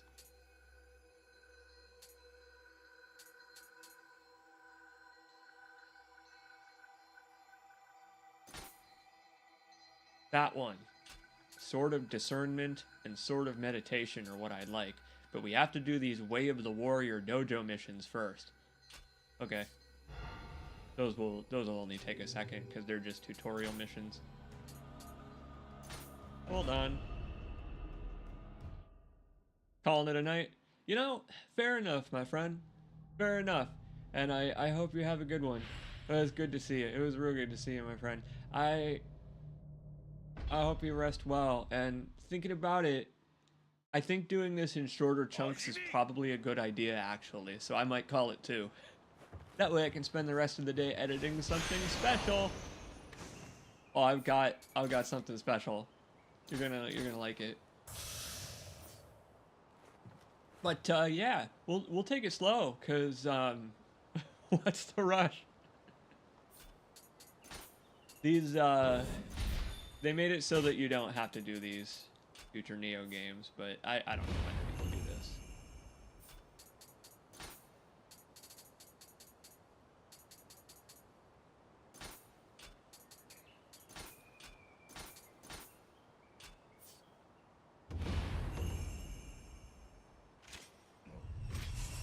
Go beat up a man. Hit the X button on a guy. Man. Good luck with the fasting, my dude. Best of luck. It was good having you here. It was good seeing all you folks here. Dunya, Ponzi, Ted, everybody who stopped in. It was really good to see you. And tomorrow I will be doing another stream, but it might not be Nioh. It might be I have a couple of fun ideas. I was hooked onto a very, very good Sonic fan game. And I got another different Resident Evil game that I got working. A game called Resident Evil Dead Aim that we could play. That building is familiar. Oh, hey! You recognize the dojo. Yeah, isn't it funny? For some reason, Nioh 3's dojo existed all the way back to the first game. We didn't know. I guess we didn't know back then.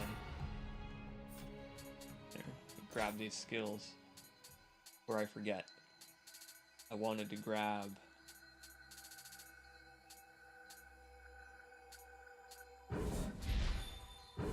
Sword of Discernment, because this sword hilt smack, it's a guard break. So an enemy that's blocking will have their guard broken by it. Ah, I'm on the fence. I'm on the fence about continuing, but you know what? I think we'll take it slow, my friends. I hope you have a great afternoon, great evening, great Saturday. It's good to see you. Y'all take care. I'll see you tomorrow, most likely for some more. Have a good night, or day, whenever you are.